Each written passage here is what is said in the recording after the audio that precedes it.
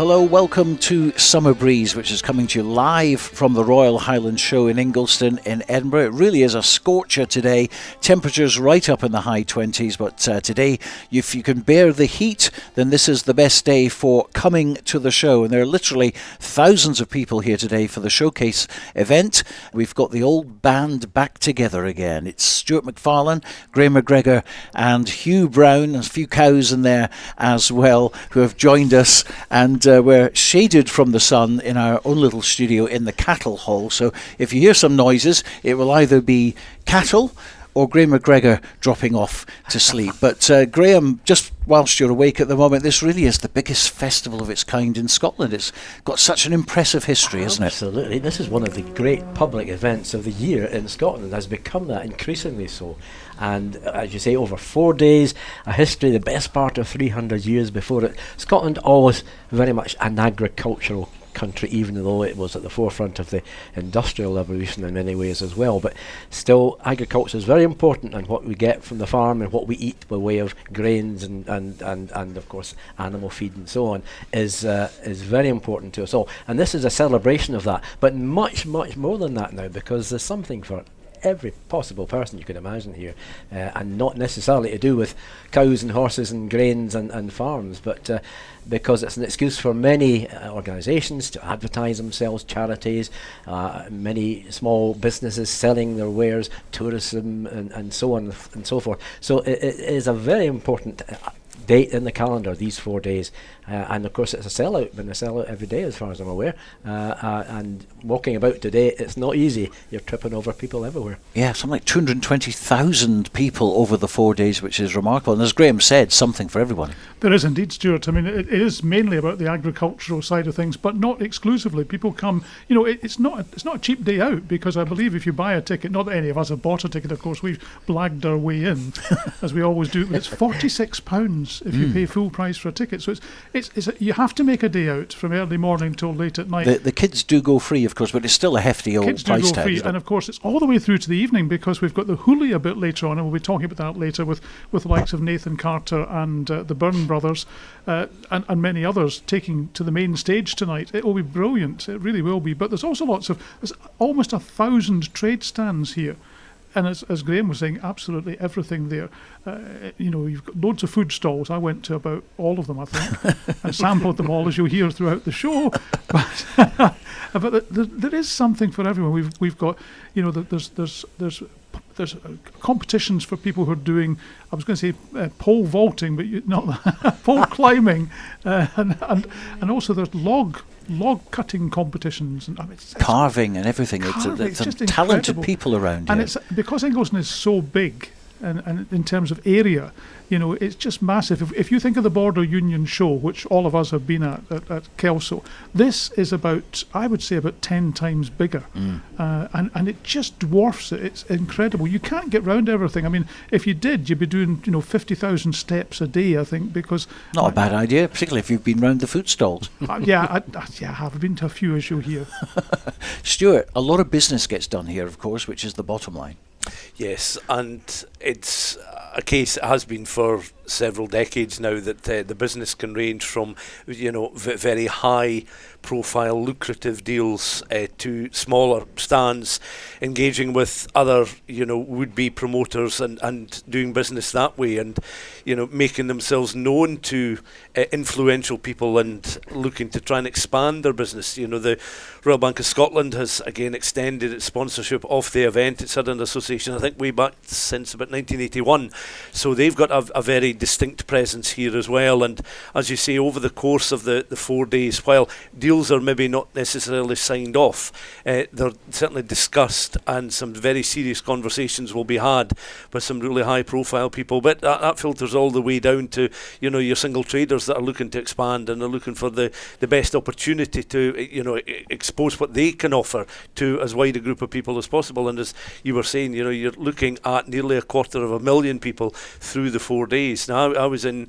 you came Thursday, I was in for quite a number of hours yesterday, and, as Grahame touched on today, there's a considerable difference in just the number of people. It was busy yesterday.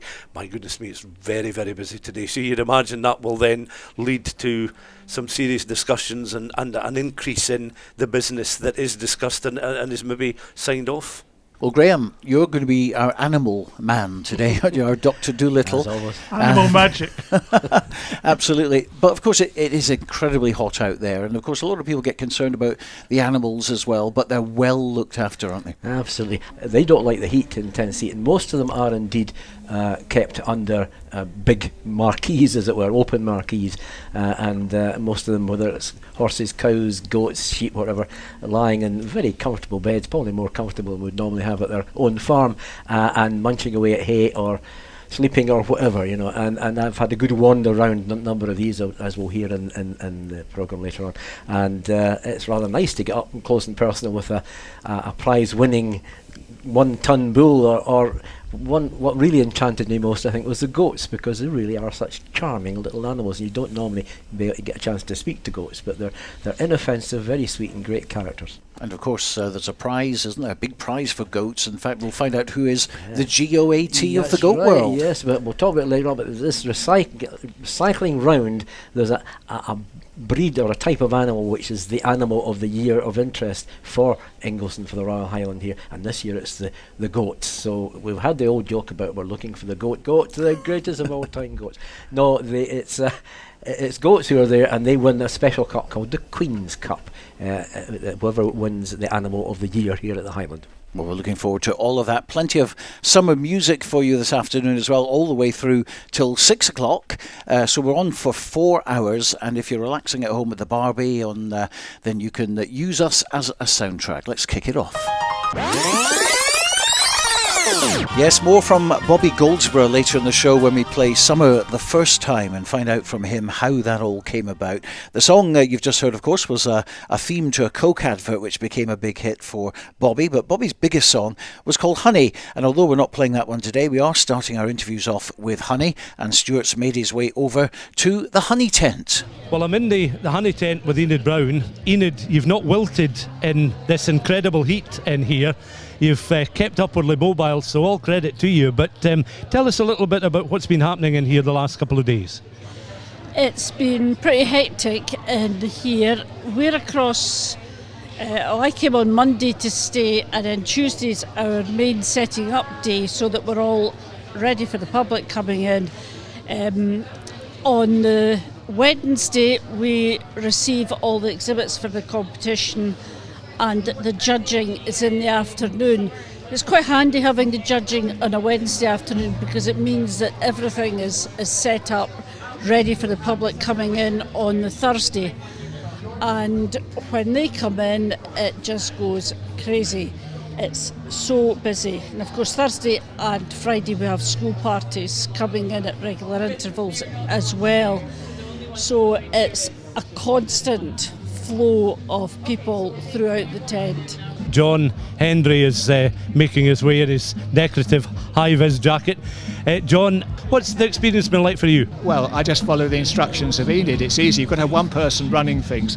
But we have the jobs that we do, and actually, as we've done it last year and the year before, it's so much easier. But the temperature today is pretty horrendous. But we're having a lot of fun and meeting people we haven't seen for some time. So we enjoy doing it, and we enjoy meeting beekeepers. And you're attracting a big crowd. The Friday afternoon, a lot of Edinburgh schools, will close at 12:30. Therefore, there's an opportunity for parents to bring kids on the Friday afternoon rather than the weekend, maybe bolstering numbers for yourselves and a lot of other exhibitors today. The children love it, and they love making the candles. And I've seen plenty of people walking through here with the candle packs in their pockets and enjoying themselves. So we get a lot of children, and we're educating them for the future. Some will take on beekeeping, some won't, but they all know about beekeeping, so we're educating the public, which is most important for us. And in the arena, in the tent you've used the walls on the far side with a lot of information boards, just explaining the backstory to various aspects of honey, of beekeeping, of bees and wildlife. And this side is, we've got a table in front of you with some merchandise to pick up. Up the back is where I would imagine a lot of the activities have taken place. So you've utilised the space very well. Yes, we've got a committee, which Enid chairs, to manage this, and we meet from time to time during the year, and we actually ask for people to give us ideas on what they think is done well here and not well, and we modify the setup for future years. We always have the 3 observation beehives for people to look at, and that's absolutely fascinating for the children particularly, and actually I think I'll also say for the adults. It's very good, and I say the information boards, people can stop and read them if they want to. We haven't got time to give all that information to people. Because in a lot of cases, for young and for old, this might be their first experience. Oh, absolutely. From about the age of 5 when they start going to school, I think they probably thoroughly enjoy these things. And I say the school children particularly, we want to educate, and hopefully some of them will join at the local associations with their parents. Stuart McFarlane in the honey tent. Now Hugh, of course, loves his food. He's been over to Aldi to find out what goodies are on offer there. I'm in the Aldi marquee, and I'm at a kiosk which is Simon Howie, the Scottish butcher. Tell me who you are. My name's Ailey Wind, and I'm the commercial executive at Simon Howie Foods. So I basically do sales and account management. So tell me about Simon Howie, the Scottish butcher then. So it started when Simon was 19, he bought his first shop. He's from a farming background, and then from there we now have 2 butcher shops, and we're ranged nationally, so you can get our haggis and our black pudding across not just Scotland but the UK as a whole. So it's haggis samples you've got? Yep, so I've got haggis bonbons, so haggis and a breadcrumb, and we have black pudding, and we have Lorne sausage as well. That's brilliant, and you're even wearing a necklace saying haggis. I mean, you've got to have a theme, Haggis is a thing that either people love or loathe. It's very much maligned, isn't it? Yeah, it's one of those things, people have tried it for the first time today, which is great, or they don't even know what it is, so it's quite nice they're kind of getting a chance to try it today, so yeah. But for me, sometimes people, it's better not to know what the ingredients are. Yeah, sometimes I'm like, do you want me to tell you? And the kids were just like, it's just like sausage, just try it. And then they're like, oh, that's nice. And then they find out what it is, and you're like, oh no. Well, the proof is in the eating. I'm going to have a wee bit. This is the haggis here, so I'm going to have a wee bit. See, that is delicious. Exactly. It's quite peppery. It's a really cheap way to feed a family. So yeah, we sell 1.2 million haggis just in January alone. So Byrne's night, of course. Exactly. Hi, I'm Daniel. I work for Stockton's Oatcakes from Orkney. So you've come down from Orkney for the show? Yeah, so we come down. We've got a stall in Scotland's Larder. We've, we make the oatcakes here in Aldi. So yeah, a few of us came down. We've got an office in Edinburgh. So tell me about oatcakes then. There are hundreds of different kinds. What does Stockton's make? Well, we make a variety of different flavours. The kind of key difference is in how the oats are like refined and milled. So you got your coarser grain, you got your fine milled oatcakes. You can put those into various different flavours. We've got the cheese range, pepper range, in triangle form, like circular small ones. We've got a heritage range of slightly more artisan biscuits for like the delis and the kind of the farm shops. And what's the one that sells best then? So your regular thick and thin range. They're in most of your local supermarkets. They're pretty popular. Folk have them for their breakfast, for their lunch kind of thing. So well, I've got to taste them obviously, because we're going to have a wee bit here and a bit of cheese as well. What's the cheese? This is Lactalis extra mature cheddar cheese. Okay, here we go. Great on the radio, but here we go. They're absolutely gorgeous. Grand. Appreciate that, thank you very much. I just love the Orkney accent, by the way, it's fantastic. Yeah, I've kind of not really got one anymore. Like I live south, but if you go to the proper Orkney stand, you hear some proper ones. Like so. Lovely to chat to you. Have a good time at the show. Thank you. Cheers. Hi, I'm Sammy from Aldomac. So what do Aldomac do then? Oh, we do lots: tablet, fudge, macaroon. We've got salted caramel fudge as well. We do meringues as well. I make them myself. You make the meringues? Yeah, I do. I enjoy it. Keeps me busy. Fudge and tablet, as you say, has changed hugely because you can get all sorts of flavours, can't you? Yeah, we just stick to the normal Scottish tablet. Is it just sugar? Yeah, mostly sugar, condensed milk, butter, all the bad stuff. Where are you based? Just outside Giffnock, Fernley Bank. And what does a weekend like this mean to a company like yours to come to the Highland Show? It's huge. We were just saying earlier, we think we've been here for 15 years, so probably the longest serving member. And does it do much for your business then? Does it increase, your visibility coming to the show? It does, yeah, because a lot of people don't know about who serves like Aldi tablet. So when we come, everybody asks questions and we get to know people. People get to know about Aldomac as well. Tremendous. Well, I've got to taste it, of course. I love Millionaire's Shortbread, so I'm going to have a wee bit of Millionaire's Shortbread. Tablet fudge, salted caramel, take everything. I'll take a doggy bag for my colleagues if that's all right. That's no bother. I'll help you get one. Have a good show. Nice to chat to you. Thank you. Hugh Brown, he's going to be putting on a stone by the end of the programme. Coming to you from the Royal Highland Show here in Ingliston in Edinburgh. Our studio is actually above the cattle department, if you like, and we've already heard a few cows in the background as well, and no doubt they'll be popping up between now and 6 o'clock. But at the moment, Grahame MacGregor is down there. Well, I'm here in the main cattle hall here at Ingliston, and I've got with me a prize winner right in front of me. It's a bull enjoying himself lying down, and I've got with me Lisa Wilson. I'm Castleton Farm Manager.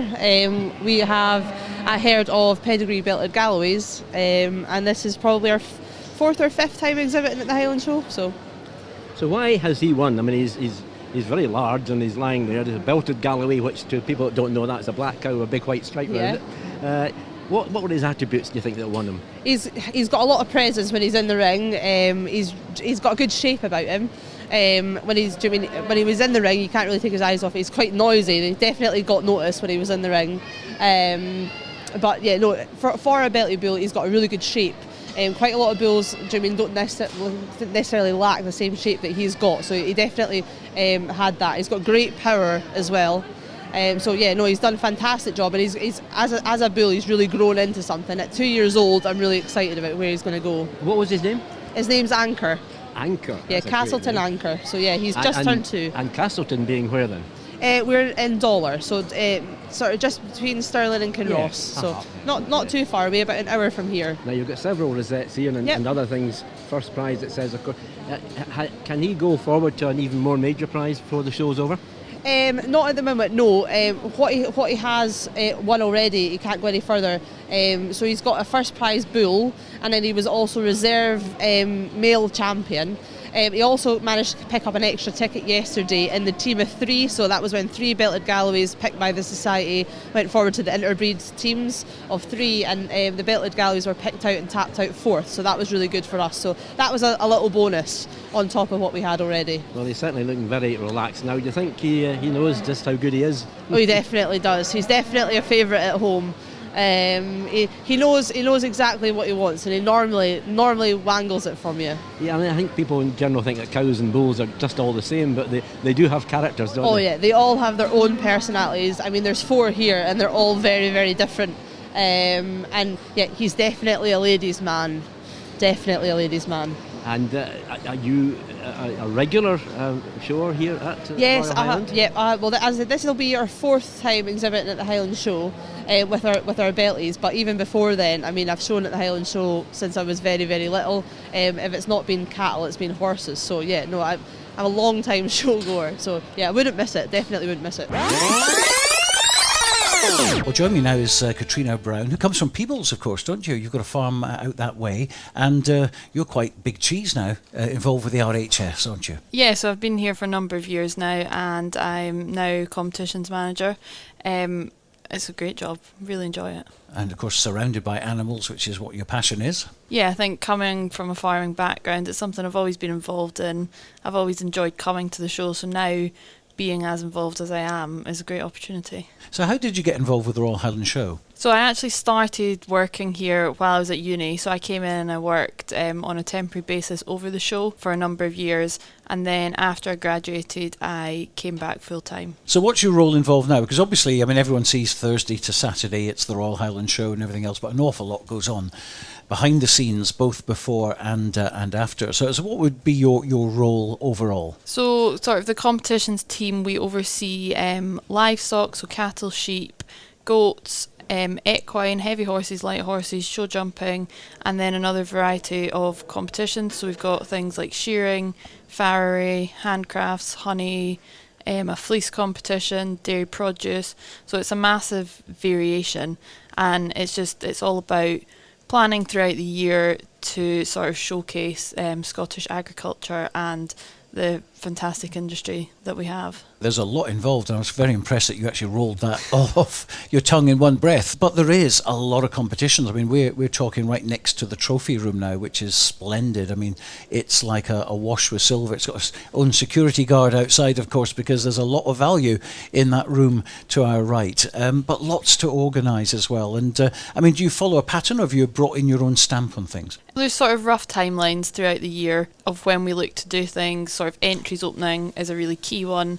People putting their entries in, but it's sort of ever evolving. We're changing things as we go slightly, streamline things, make things as positive and as good as we can. It's not just a case of getting that rosette, the first or the second or third, because if it's a company, for instance, so they are going to take that award and publicise it for the rest of the year at least. I mean, it's such a big deal, isn't it? Yeah, I think, and you see that as sort of our dairy produce competition. You might drop into ice cream shops around the country or see sort of labels on cheese that show that they've won an award at the Royal Highland Show, and I think it just gives them something to promote what they're doing, and it really highlights that they are good at what they do and they are some of the best. It's the same sort of with cattle and sheep. If you go to a sale, people will know which animals have won, which are good, which they want to look at. It's a shop window for most people. And of course, this is a place where deals are done, big deals as well. I mean, there's, all the big banks are here, all the big companies as well. I mean, it is a big deal, and it has been for, a long, long time. For a lot of people, it's sort of their big trip out for the year, and they have things in mind. They come to buy a tractor, or they come to suss out their next bull or whatever, and it's sort of that thing in the calendar that people wait for and people look forward to. There's a lot to see, and you can't really do it in one day, can you? I mean, I've been here now about 6 hours on the Thursday, and top of the iceberg.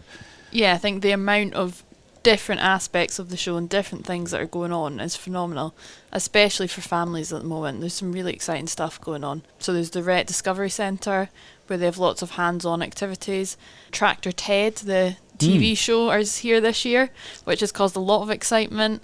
There's the countryside area, which has got loads of different sort of activities, workshops, things like that for families to take part in. Definitely easily can fill a day, if not two. There's like sheep shearing competitions, there's in the forestry, there's carving using chainsaws and stuff, which always baffles me how these talented guys and girls can do that sort of thing. But also out in the field, obviously, you can see sheepdogs in action. There's so much to see. Yeah, and I think that's one of the nice things is we change it every year. There's new things introduced. As you said, the sheepdog trials that are happening in the main ring this year, that's a new addition, and there's always something new and something exciting to come and see. What's the number one thing for you from a personal point of view? What would you enjoy, if you get the time, of course, to enjoy it? The heavy horse turnouts is a big highlight, so that's the horses with the carts that are up in the main ring. I think also just, I enjoy seeing all the cattle coming out into the rings and the effort that everybody's put in. And it all starts at 7 o'clock in the morning, goes through to, 6, 7 o'clock?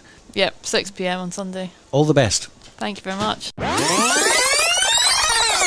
Now, Stuart's, that's the other Stuart, McFarlane, of course, he's been over to speak with Kate Elliott. Now, who is Kate Elliott? Well, she's the granddaughter of a gentleman called Dave Elliott, I believe, who ran or started a Crookmakers business 60 years ago, and she told him all about it. In 1956, my grandfather had the foresight to start this and encourage people through night classes all over the south of Scotland, and we are carrying on his legacy.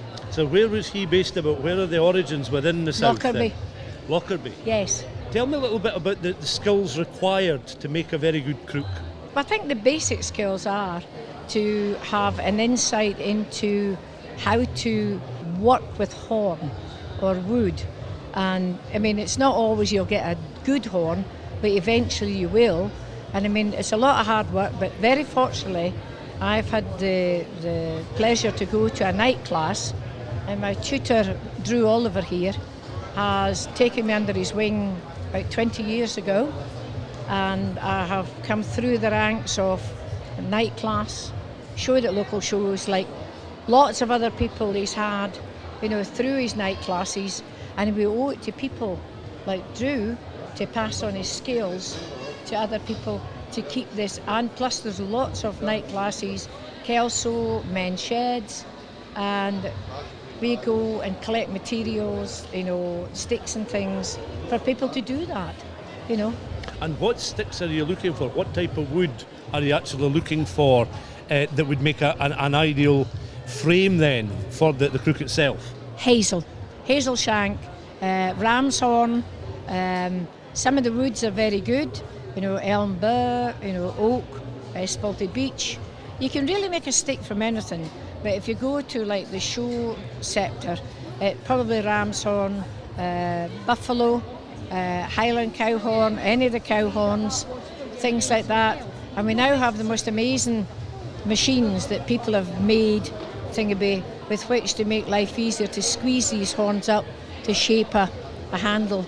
But predominantly hazel shanks, which we go and find on bankings, farmers' position to go roaming in their woods, and we cut these at this back end when the sap's down, keep them for a year, possibly a year. I keep mine for 18 months. They're dry. I don't steam them, but I use just a dry thing to straighten them out. And I mean, the whole thing has to be straight from bottom to top if you're making a show stick, but the same equally as you're going to make a good selling stick. But the biggest problem now is to get suitable horn. You've a smashing range of sticks here, all provided by members. You must have a strong and active membership then. We do.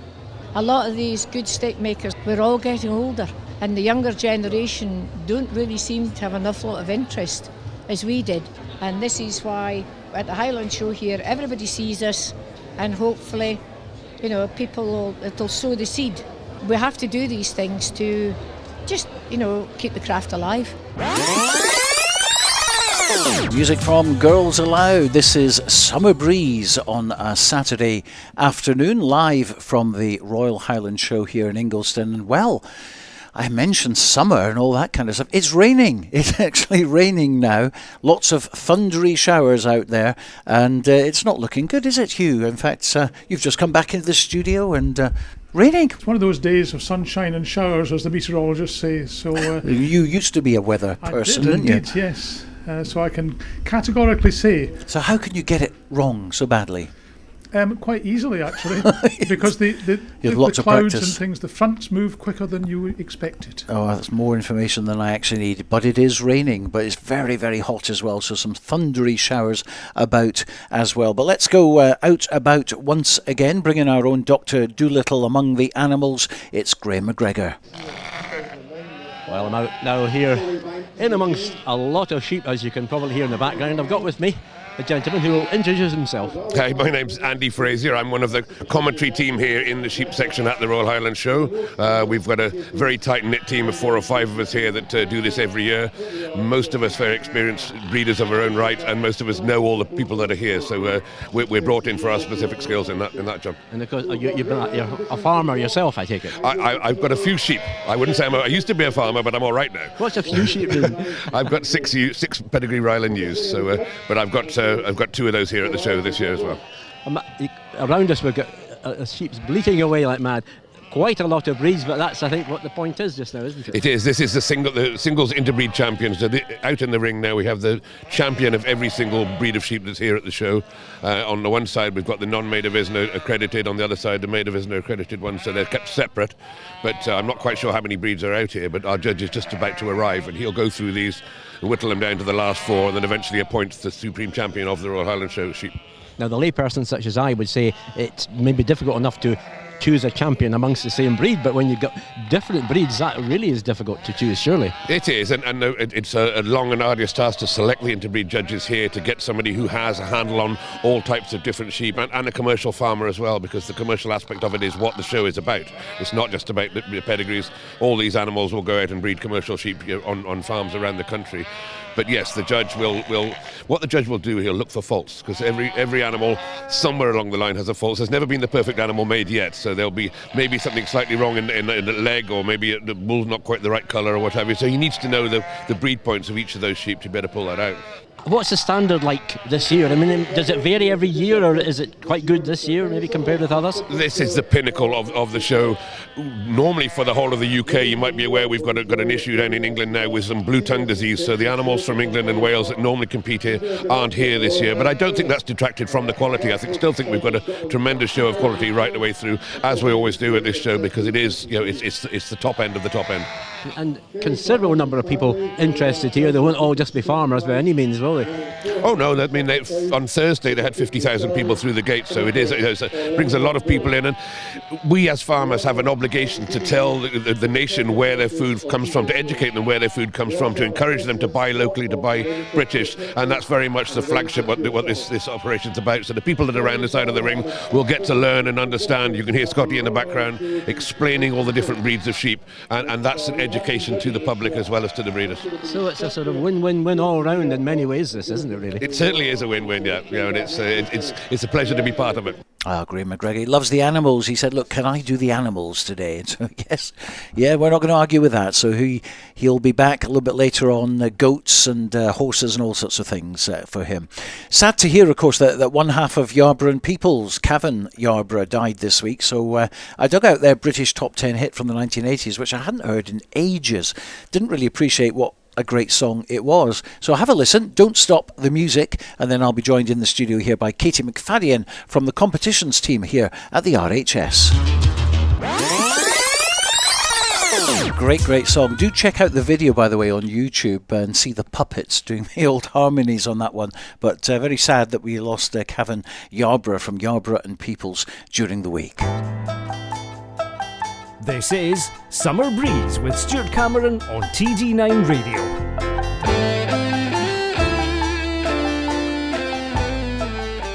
Joining me now is Katy McFadyen, who's the competitions team executive, which is a very nice title indeed. How long have you been with the Royal Highland Show? So this is my 4th show, so I think I started in March of 2022. So 3 years, but this is my 4th show as part of the competitions department. And obviously enjoying it. Yeah, very good, yeah. Yeah. Horses are your speciality, I understand. Yeah, well, I've got horses myself, so I know a little bit about them. But yeah, we as a team kind of work across all the sections. All girls love horses, don't they? Everyone has a My Little Pony when they're 2 or 3 years old. I'm sure you were exactly the same. So what's your own involvement? I mean, competitively or just looking after them, or what? Yeah, so my whole family's really horsey. So I've grown up with horses all of my life, kind of through Pony Club up until now. So I still have a horse now, and I show jump him most weekends, so that's really good. So there's a lot of competitions about, aren't there? Yeah, really busy. So now you're working with, as I say, it must be your dream job at the Royal Highland Show,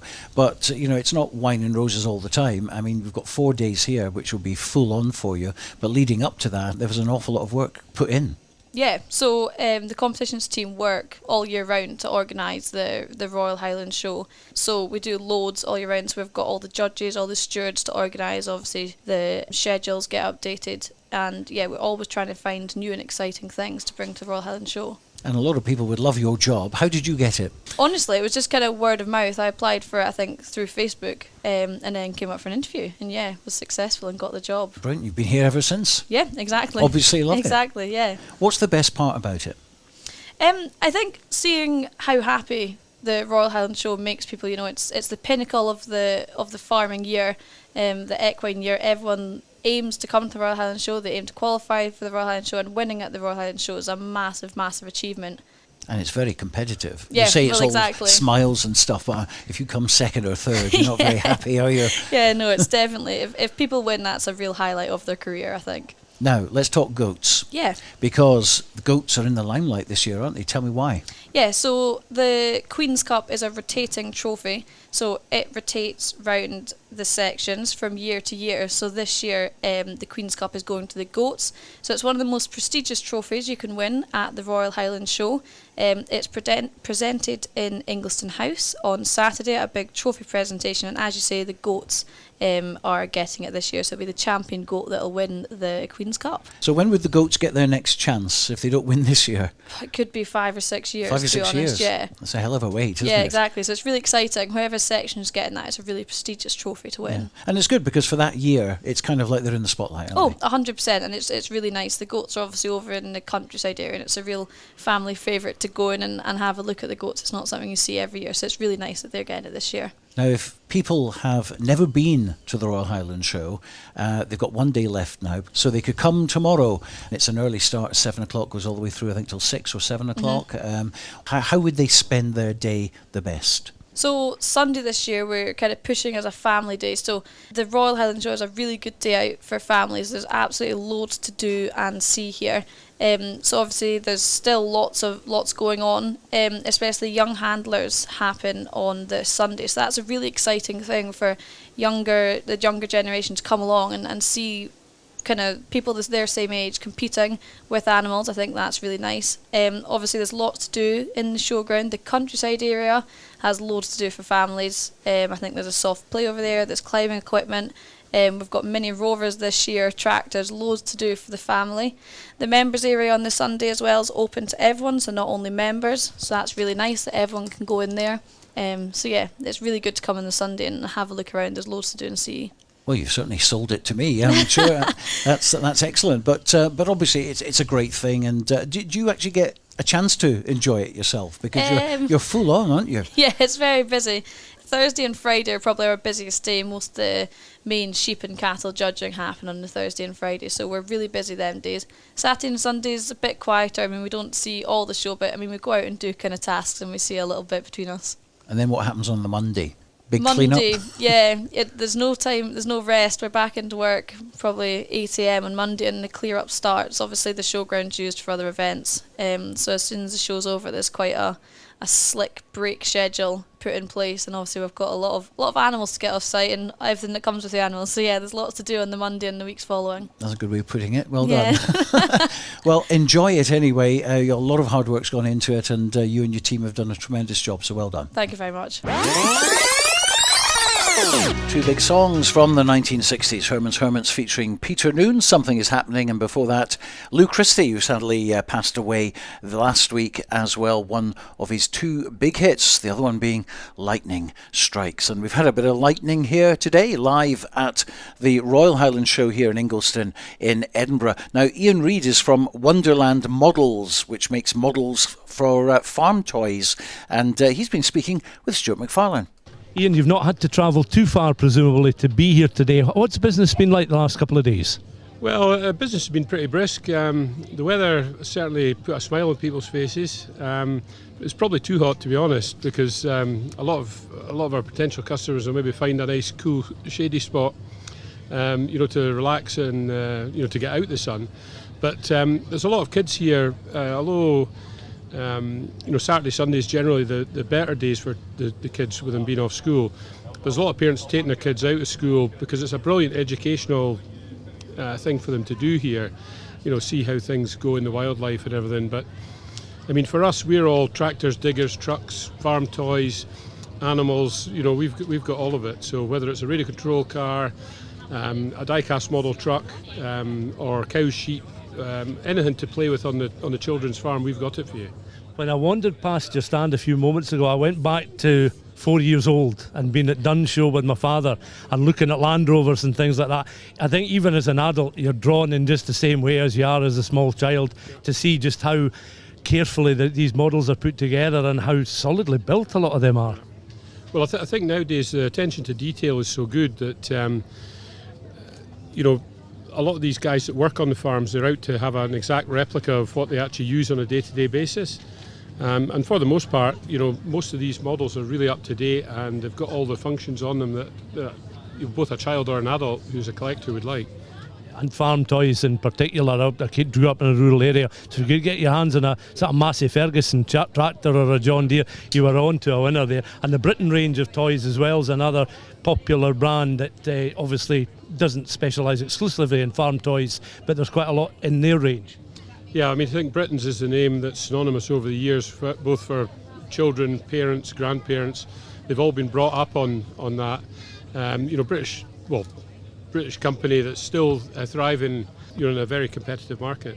You've got another sale, I think, pending, so I'll let you go. Thanks ever much. for your time. Stuart McFarlane there, and playing with the toys, and pretty impressive they are as well. Well, we're next door to the trophy room, which has got a security guard outside. I don't know what it is about Hugh Brown and trophies, but he always has to have his photo taken with them, so he'll be in his element. And with him is Daniel Bidzella from Lynx Engraving. Daniel, I have never seen so many trophies in my life. How many are here in this room? At the moment, we have 215, if I recall correctly, probably, give it or take.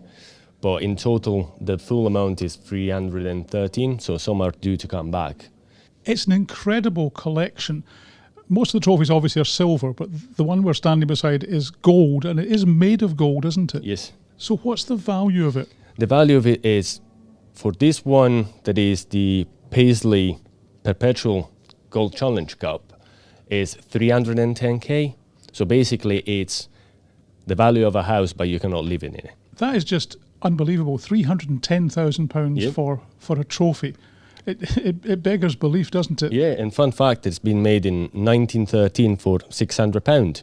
So basically, most of the trophies are given away. This one doesn't go away, but they're being presented, of course, to the winners, and winners are more than welcome to come in the trophy room to take a picture with them. Now, as I mentioned, most of the trophies are made of silver. Silver needs cleaned. Yeah. It's a massive job. How long does that take you to do all these trophies? Now, for doing all the trophies, we're speaking about a month and a half of work. To be honest with you, the thing is that we are keep constantly through the year checking on them, keep it clean. So it's more like avoiding mishandling.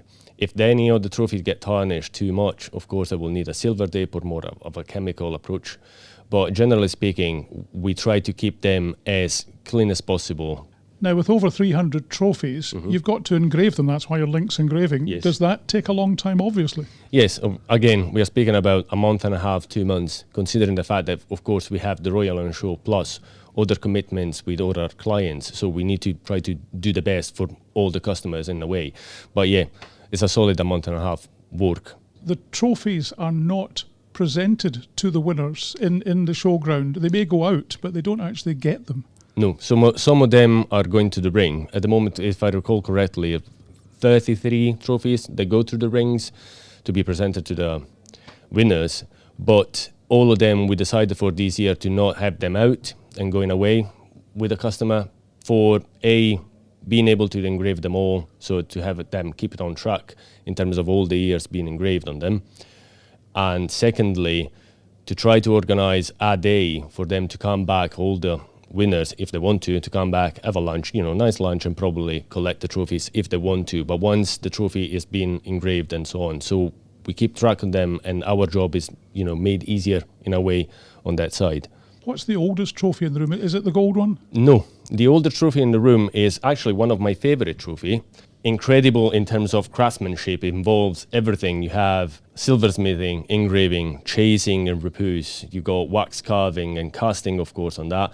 And it's the Fletcher McDermott trophy, so date back to the 1864.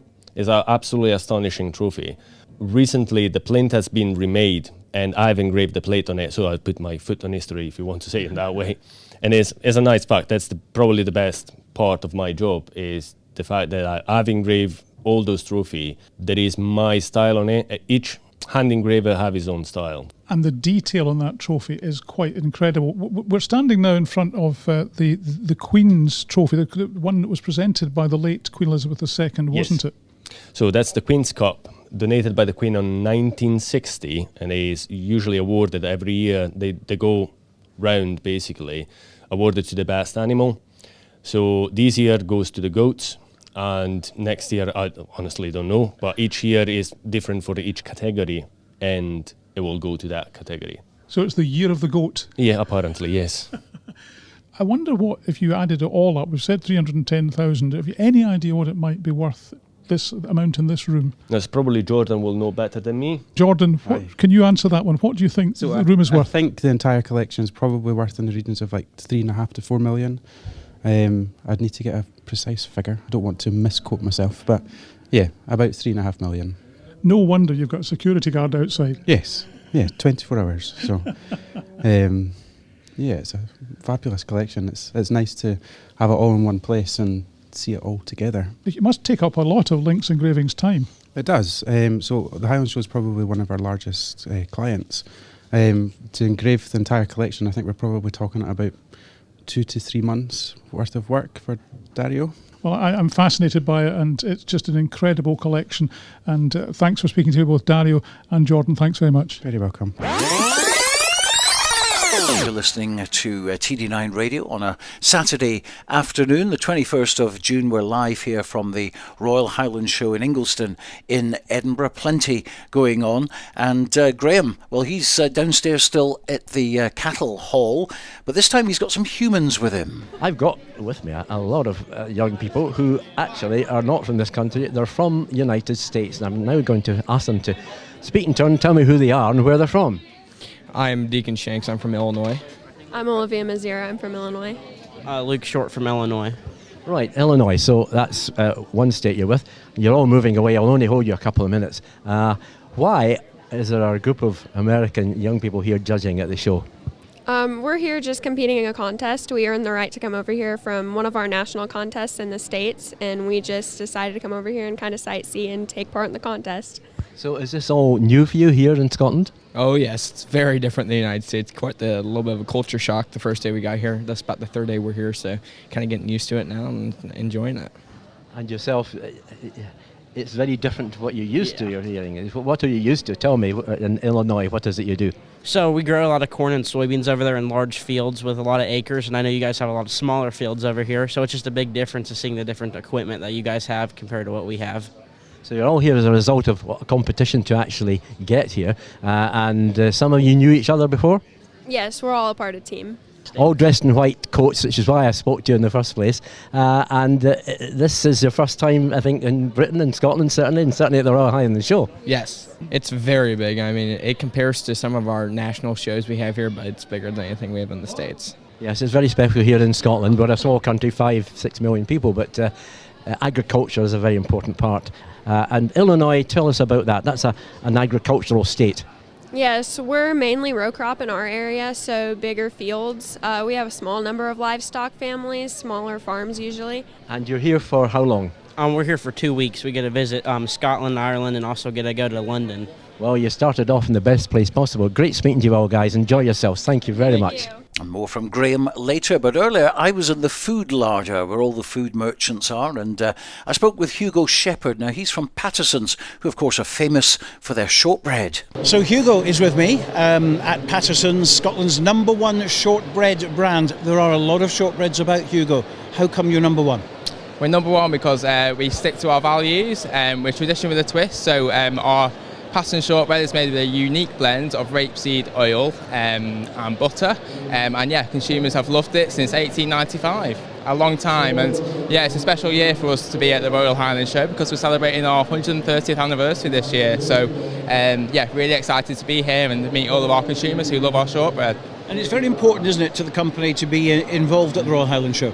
Exactly that. We get to meet people who love our brand just as much as we do, and yeah, that connection with the consumers each year is really important to us, and it gives us that ability to continue to strive towards our goals each year to give consumers the shortbread that they love. Now, of course, shortbread comes in all shapes and sizes and boxes and everything else. I've just seen a 1 kilo box, which was rather mouth-watering. I personally like the real kind of soft shortbread. Others go for the fingers, which are quite hard as well. And Paterson's, no doubt, can cover all ranges. All ranges, yes. So the fingers are no doubt our most popular. Consumers love them because they're a great dunker in a hot beverage. So yeah, when they dunk them into their hot cup of tea, it actually holds its shape and doesn't break. So that's why our fingers are so popular. Again, we've also got our jam rounds, which it's a bit like a jammy dodger, but we like to call it a posh one. How new is that? Because I've never seen that before. Yeah, so we launched this one about 15 years ago, but it's more of our premium biscuits, and yeah, at the Highland Show especially, it's one of the most popular. So yeah, we want to just get it out there as much as we can, so hopefully get it in more retailers and more people can enjoy it. And I mentioned that you're the #1, but there's a lot of competition about. How do you stay at the top? We like to stay at the top because we're true to our values, and we like to offer that low price shortbread. That's an everyday biscuit, and it's an eat which you can have throughout many occasions as well, so morning, afternoon, or even tea time. And yeah, we like to stay true to who we are and continue to offer our consumers that low price shortbread that they deserve. Anything new on the horizon in the next couple of years? We've got a lot of exciting plans. I mean, tell me all about them. I can't share too much, but as you can imagine, it's our 130th anniversary, so we really want to celebrate it with a big bang, and yeah, our consumers are going to really look forward to what we're going to announce in the next few years. You haven't given a clue at all, have you? I can't. Something. If you love shortbread, you love our shortbread, you're going to be very happy with what we're going to do, because you're going to love our shortbread even more in a few years' time. Right, well, we appreciate that. We will look out for that on the 130th as well, and thanks for talking to us. Brilliant, thank you for having me. It's Summer Breeze on a Saturday afternoon. I'm Stuart Cameron. We've got Grahame MacGregor, Hugh Brown and also Stuart McFarlane out and about at the Royal Highland Show here in Ingliston in Edinburgh. And earlier Stuart went along to the Scottish Wildlife Trust where he spoke with their recruitment manager, Pete Ewell. While there's a significant portion of the south and central belt of Scotland covered by the Scottish Wildlife Trust, there's also many sites dotted around the East Coast and in the Highlands. We're all over Scotland, basically. We have over 100 nature reserves throughout Scotland nowadays, basically. But it's not just nature reserves. We do massive projects all over Scotland, and you will see areas on the map where there's not so much nature reserves, but that's because it's national park or it's private estates and farms. It doesn't mean we're not there, because we're trying to work with everybody. It just means it's not an exclusive Wildlife Trust nature reserve. Do you find people are now maybe a little bit more conscious of environmental issues, therefore they want to try and come to you guys to educate themselves about how they can make a difference? Yeah, I mean, a lot of people are very interested in wildlife and nature and the great outdoors, you know. Now, I know going back to the mid-1960s, the charity was established. There were sites, particularly around Berwickshire, Duns, and a huge swathe of the country covered. So geographically, you can pull members in that can be active all across the country. Yeah, we're constantly reaching out and trying to get support, but also volunteers as well. So yeah, so we have a good network of local groups. And what are some of the activities they would take part in? All sorts. When it comes to conservation, we're protecting all different types of habitat. It's a very mixed variety of nature reserves, from wildflower meadows, ancient woodlands. So a lot of time we're stripping out invasive species to allow native species to come up well. We are obviously making it safe for people to walk around the reserves as well. So sometimes we're doing fence, we're doing boardwalks, we're doing dikes, all different things basically. A lot of our volunteers can gain qualifications for like strimming and chainsaws and things like that. So we have people that are qualified within the trust. So a lot of people come on and they can get qualifications out of being volunteering as well. So yeah. And I guess finally, the climate activity will determine a lot of the time what you do. If you have, say, massive wind damage as we've experienced in the winters of the last few years that have decimated trees, maybe particularly in the East Coast, that then becomes, perhaps a priority in certain areas. So maybe some of the schemes are determined by the wind and by nature. Can do, yeah, I can do. For example, down at Falls of Clyde, so on the west coast, after the last storm we did have a lot of big trees that were uprooted, and the roots when they came up actually damaged the boardwalks that we have for people to walk around the reserve. So a priority then is to strip that back and get the boardwalks fixed to make it safe as quick as we possibly can. Clearly the interest is here today, because when I arrived you were talking somebody through, I think you perhaps recruited there a new member, so there's no question that the interest is still out there, and this is a good place for you to be this weekend. Definitely. I mean, it's like-minded people that come to shows like this, basically. It is an agricultural outdoor sort of show, so generally it is people that are interested in nature and animals in one way or another, basically.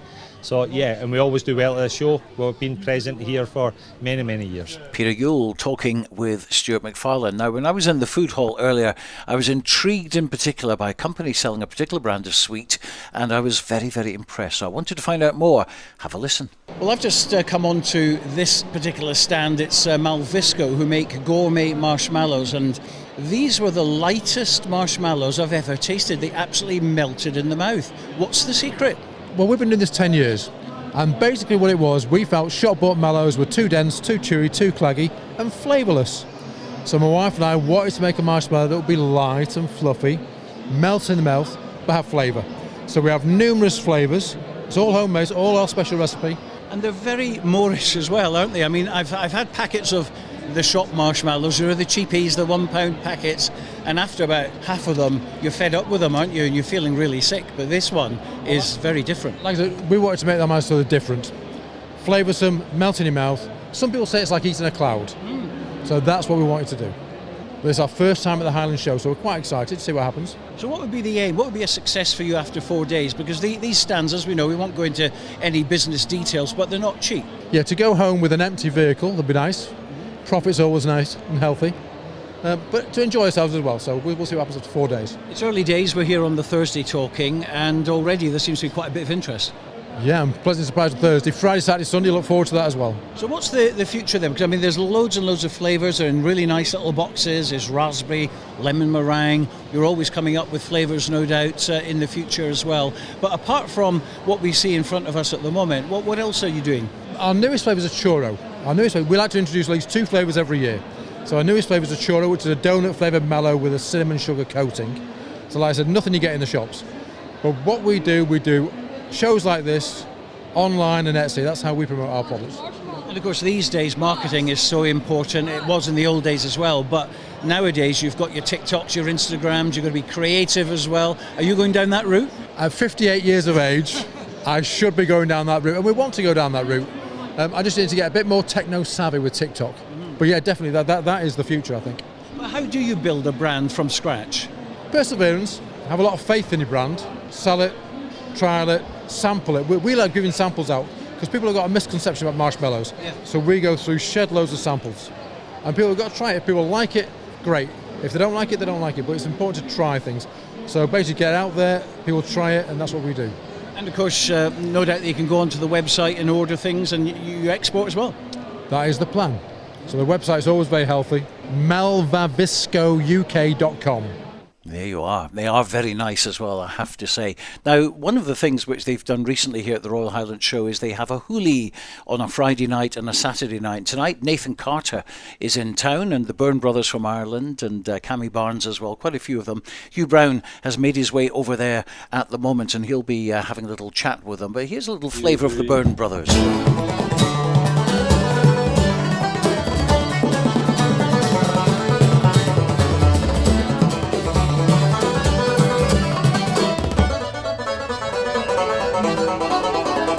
What a talented trio they are. So that was just a little thing they did for Hugh a few minutes ago. From that to this. Life is life. From Austria, and perhaps along with Falco, the only fairly successful musical offering to come out of that country since Mozart. They were called Opus, and before that it was Lily Allen. Well, now tonight, I mentioned it earlier, the Royal Highland Show hosting the Hoolie, featuring the likes of Nathan Carter and Cammy Barnes and the Tumbling Paddies. But also on the bill are the extremely talented Byrne brothers, who are creating more than a ripple on the scene at the moment with their traditional brand of music. And we're delighted that they've been joined by Hugh Brown over at the Hoolie Arena. Tommy, tell me a bit about the Byrne brothers. How would you describe your music? So it's folk, traditional Irish, and we have a very lively sound and vibe. And the boys dance as well. They're champion Irish dancers as well. And so it's a big mixture. It's a big, huge show and a 4-piece band. Something for everyone then. For everybody, and we have 12 or 13 instruments between us as well. How did the boys become so musical? Did they take it after you? Well, of course, and their good looks. They got that from me as well. So I've been playing traditional Irish music all over the world for years, doing shows. And when the boys became 5, 6, 7 years of age, they were playing instruments, and they got up on stage with us, and it just evolved from that. Did you expect them to be musical then? Was that always an expectation? We never planned to have a family band. It just happened organically. From no age, from when they were, as soon as they could walk, they were banging saucepans and marching around the house with all sorts of instruments and things. So it just came totally natural to them. So a totally musical household then? Oh, crazy household. There's nowhere to sit in our house. There's instruments everywhere. Let me ask one of the boys. No, this is Dempsey. Yes, yep. You're the youngest, aren't you? I'm 16 years old. So how long have you been playing with a band then? Oh, literally since like I was born. I can't remember. I was on stage since I was 2. So yeah, I was running up on stage and pretending to dance and stuff when I was 2. Mad. Does dance come easily to boys? Because you think of mostly girls doing dance, but boys doing dancing isn't something that's quite known so much. Yeah, it's a pity that there's not more like boy dancers and stuff like that. It's getting more popular now though. It's amazing, but yeah. Is that partially down, dare I say, to Michael Flatley and Riverdance, perhaps? Yeah. Let me speak to some of the other lads as well. Which one? This is Luca, is that right? Yes, I got Luca. So you're the oldest, Luca. Yep, 21. 21. Gosh, you're the oldest of the three of you then, and Tommy was saying that you've always been musical. What did you start playing? I've always been on the accordion, the button accordion. And it's actually the only instrument Dad doesn't play, so I had to be different. But so that's what I've always been playing. I always loved the accordion. But the accordion is a tough instrument. Yeah, I don't know why I picked it. I think I just picked it to show off to Dad, like something he can't play. But you enjoy it, obviously. Enjoy playing together as a family. Yeah, we all love it. It's great. We get to travel everywhere with it, so. Tell me about Scotland then, because tonight you're playing the Hoolie here at Ingolston. That's going to be a fantastic evening. Yeah, it's going to be amazing. It's actually our first time in Scotland, so we're having a great time. We love it so far. Great, Tommy. You're the middle of the three, aren't you? Yes. Yes. One of your claim to fame, I was reading on the website, is that at the age of 8, you were the youngest to ever play at Walt Disney World. Is that right? Yeah. So we went over to Disney World just on a wee holiday. And there was an Irish bar there called Raglan Road. And we just hopped up and done a dance. And the next year we done the month of March there doing St. Patrick's Day. And we loved the American crowds and stuff. So that's how we moved over, was from that holiday, going over and doing a wee dance. So you actually went to America and stayed? Yeah. We live there now. We've been living there for the last 7 years. So traveling all over America, doing Irish music. Irish music is so big in America. You mentioned St. Patrick's Day and the St. Patrick's Parade, but it all over America, the Irish music is so loved. Yeah, it's massive in America. There's so many Irish people in America, and they just love the Irish music and Irish culture. So it's great going over there and showing our culture and it being appreciated. Scottish crowd tonight will be very different, but they will love what you're going to do, I'm sure. Oh yes, I can't wait. We were here yesterday at the festival and the crowd was going mad, so cannot wait. The Scottish seem like good folk, so. Tommy, let me come back to you, because as the daddy of the family, how do you keep these three in tow? It's easy. They love what they're doing. They're passionate about what they're doing. They are the band. I'm just tagging along, and they have the vision of what they want, to where to go with the band. So it's all about them. Never any arguments? Never. Nothing too serious. It's all forgotten about 2 minutes later. And you're really looking forward to the Hoolie tonight? Absolutely. We're charged up, we're all ready to go, and we're going to get everybody up dancing, so bring your dancing shoes. I'm sure it's going to be a fantastic night. I'm sure the crowd will absolutely love it. Thanks, Tommy and the boys. Thank you. Thanks very much. The Byrne brothers, and they're appearing at the Hoolie tonight, along with Cammy Barnes and Tumbling Paddies and Nathan Carter as well. And delighted to say that Nathan Carter has joined Hugh now as well. Nathan, nice to see you. Welcome to TD9 Radio. Now tonight you're going to be playing the Hoolie. Are you excited about that? Extremely, yeah. This is my first time at the Hoolie. And my first time ever doing a festival in Scotland. I've been touring Scotland for the last 12 years, playing in lovely venues and theatres around the whole coast of Scotland and Midland Scotland and everywhere, but never done a festival, so really excited. And I think this is probably one of the biggest we could have played, so really looking forward to tonight's show. It's a unique event, the Royal Highland Show, and the Hoolie, it's in its 3rd year, and you're going to be headlining tonight, so no pressure. No pressure, yeah. We're delighted to be here, as I say, for the first time, and not only is myself and the band, but the Tumbling Paddies have travelled from Ireland as well this morning, and the Byrne brothers as well. So it promises to be a really action-packed show, and I've been told the sun is going to be shining this evening, so hopefully people will come along and just have a good time, dance, sing, do whatever they want to do. But it's really good to be here. Tell me about Nathan Carter then, because you're from Liverpool originally. Yeah. How did you then, but your parents are from Northern Ireland? Yeah, my family originates from Northern Ireland, and I moved over to Ireland about 18 years ago now, and I started a band and started gigging, released over 12 albums over the last number of years, and Wagon Wheel was a kind of turning point for me. I recorded a version of that song, which was originally by the Old Crow Medicine Show, and that kind of went into the charts and became a big single for me. So, and then after that, signed with Decca Records, and been touring extensively every year, apart from the couple of years in COVID. And we love coming back to Scotland. It's a mainstay every year. We do the Glasgow Concert Hall. This year we're doing it for 2 nights for the first ever time. We go up to Inverness for 5 nights up in the Eden Court, and Aberdeen, Edinburgh. We travel all around. So yeah, it's Scotland has been really good to me over the last 10, 12 years, and we love coming back to do any gigs we can. The Scots just love Irish music, don't they? Yeah, I think there's a very close connection, especially, I mean, I've played accordion since I was 4, and we grew up with Irish music, Scottish music as well. My granddad was a big fan of Jimmy Shan and all those older, should we say, more mature style players and stuff, but I became good friends with the like of Skerry Vore through the years, and done a bit of touring with them. So there's a very close connection between Irish trad and Scottish trad music. So and of course the Scots love country music as well, which I grew up on and I sing a lot of. So yeah, wherever we seem to play in Scotland, we always have a very loyal fan base that come along, and they come back time and time again. And hopefully tonight there'll be a lot of new people that have never seen myself in the band before. So that's a plus to be here as well. You say you've been making music for 18 years, in clubs and pubs, and then in bigger venues. What keeps you going? What keeps you excited? Is it the fact, we heard you sound checking just a few minutes ago, is it the fact that you've got that audience in front of you? What's exciting for Nathan Carter about performing? Yeah, well, I get asked quite a lot, do I like writing or recording? And I say, well, I don't mind it, but for me, the live performance is the main thing. When you see a crowd reacting and having a good time, there's no drug in the world I think can compete with performing in front of a crowd that's really enjoying the show.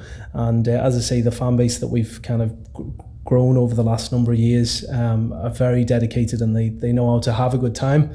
And I find the Scottish people in general really know how to have fun at a gig, so that makes my job an awful lot easier when you see people enjoying themselves.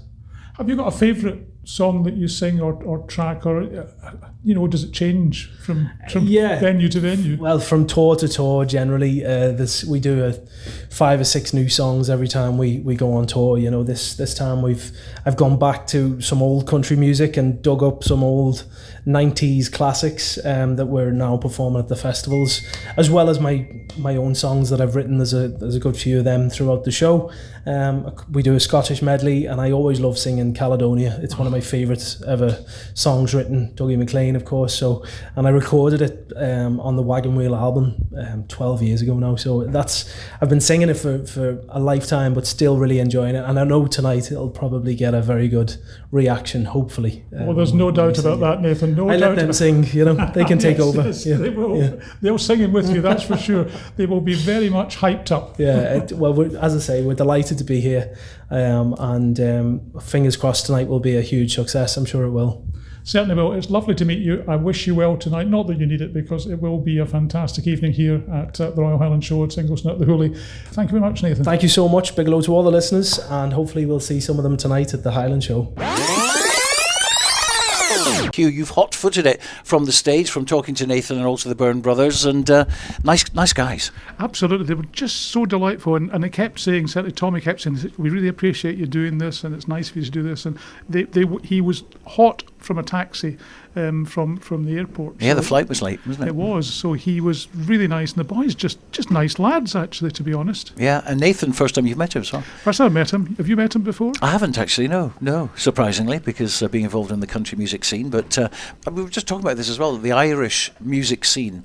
I mean, you'll have Nathan Carter along with the likes of Westlife and U2 in the same Irish chart. I mean, the country music over there and Irish music is absolutely massive. Your Susan McCanns and your Phil Philomena Begleys and Brendan Shines and all these guys, you know, and the new ones coming through. And Nathan Carter's kind of found his niche there. He's now the new Daniel O'Donnell, but certainly there's about 20 odd years apart. And, you know, he's doing the right thing at the moment. He's playing a mixture of Irish and traditional and country. I was chatting to Tony, who's the PR officer, who's looked after us fantastically well here at the Royal Highland Show, and she took me across to the main stage, and we were in one of the porta cabins which are acting as dressing rooms to do the interviews with Nathan and with the Byrne brothers. And she was saying to me that last night Nathan played Caledonia, and he said he'll play it tonight, and she said the crowd went absolutely bonkers, and he basically didn't have to sing any of the words because they sang them all for him. Oh, fantastic. And there's about 3,500 tickets sold, I think, for that. And I guess people could still come along because it goes all the way through till 10, so it's not too late, I think, to get yourself down to the Royal Highland Show and bag yourself a ticket. Just get onto the app, the Royal Highland Show app. Meanwhile, of course, we know that people come from all over the world to the Royal Highland Show, so let's go back outside now and rejoin Grahame MacGregor. Well, I found myself now at the equestrian part. There's horse jumping going on in the background. I've got a nice couple here with me, and you are? Robert Martin. Heather McGowan. Heather McGowan. And you're here at the show. First of all, you enjoying yourself? Oh, love it. Every year we come. It's great. Yep. It's the third day to it this week, but the sun's not out today. Yeah, perhaps that's welcome because I believe it was pretty hot yesterday. No, I like the sun. It was very hot. It was, but good fun. There's an awful lot to see here. What would you put up front in your mind as being the horses that's standing here watching? For me, yeah. Hope I'm not interrupting it too much. No. No. We're watching the I don't know what class this is. It's one of the show jumping classes. That's quite high up. Yeah. And you're a regular here, really, in many ways. Well, I'm a farmer, so I come every year, trying to see if I can buy a bargain, but there's no such thing here. A bargain at the Royal Highland? No, it certainly won't be a burger anyway. No, £11. Whereabouts do you farm? Stirling. And the farming, what kind of farming is it you do? A bit of everything. I used to be a dairy farmer, but I gave that up because there was no money in it. And then I thought there'd be more money in other things, but there isn't. I found out there isn't. So. So you're still in farming, and there's a consequence, right? And you there as well? Yeah, well, I'm a nurse, so yeah, we do nursing.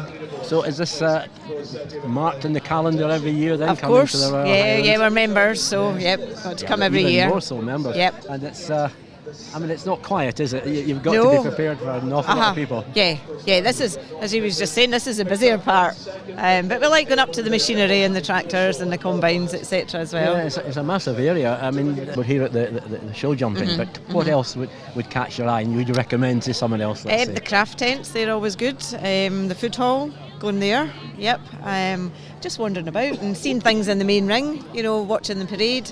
That's good. See all the winners in the parade. That's good fun. As members, does that mean you're here all 4 days of the show? It all depends on where. I don't like walking about here if it's pouring the rain like that's.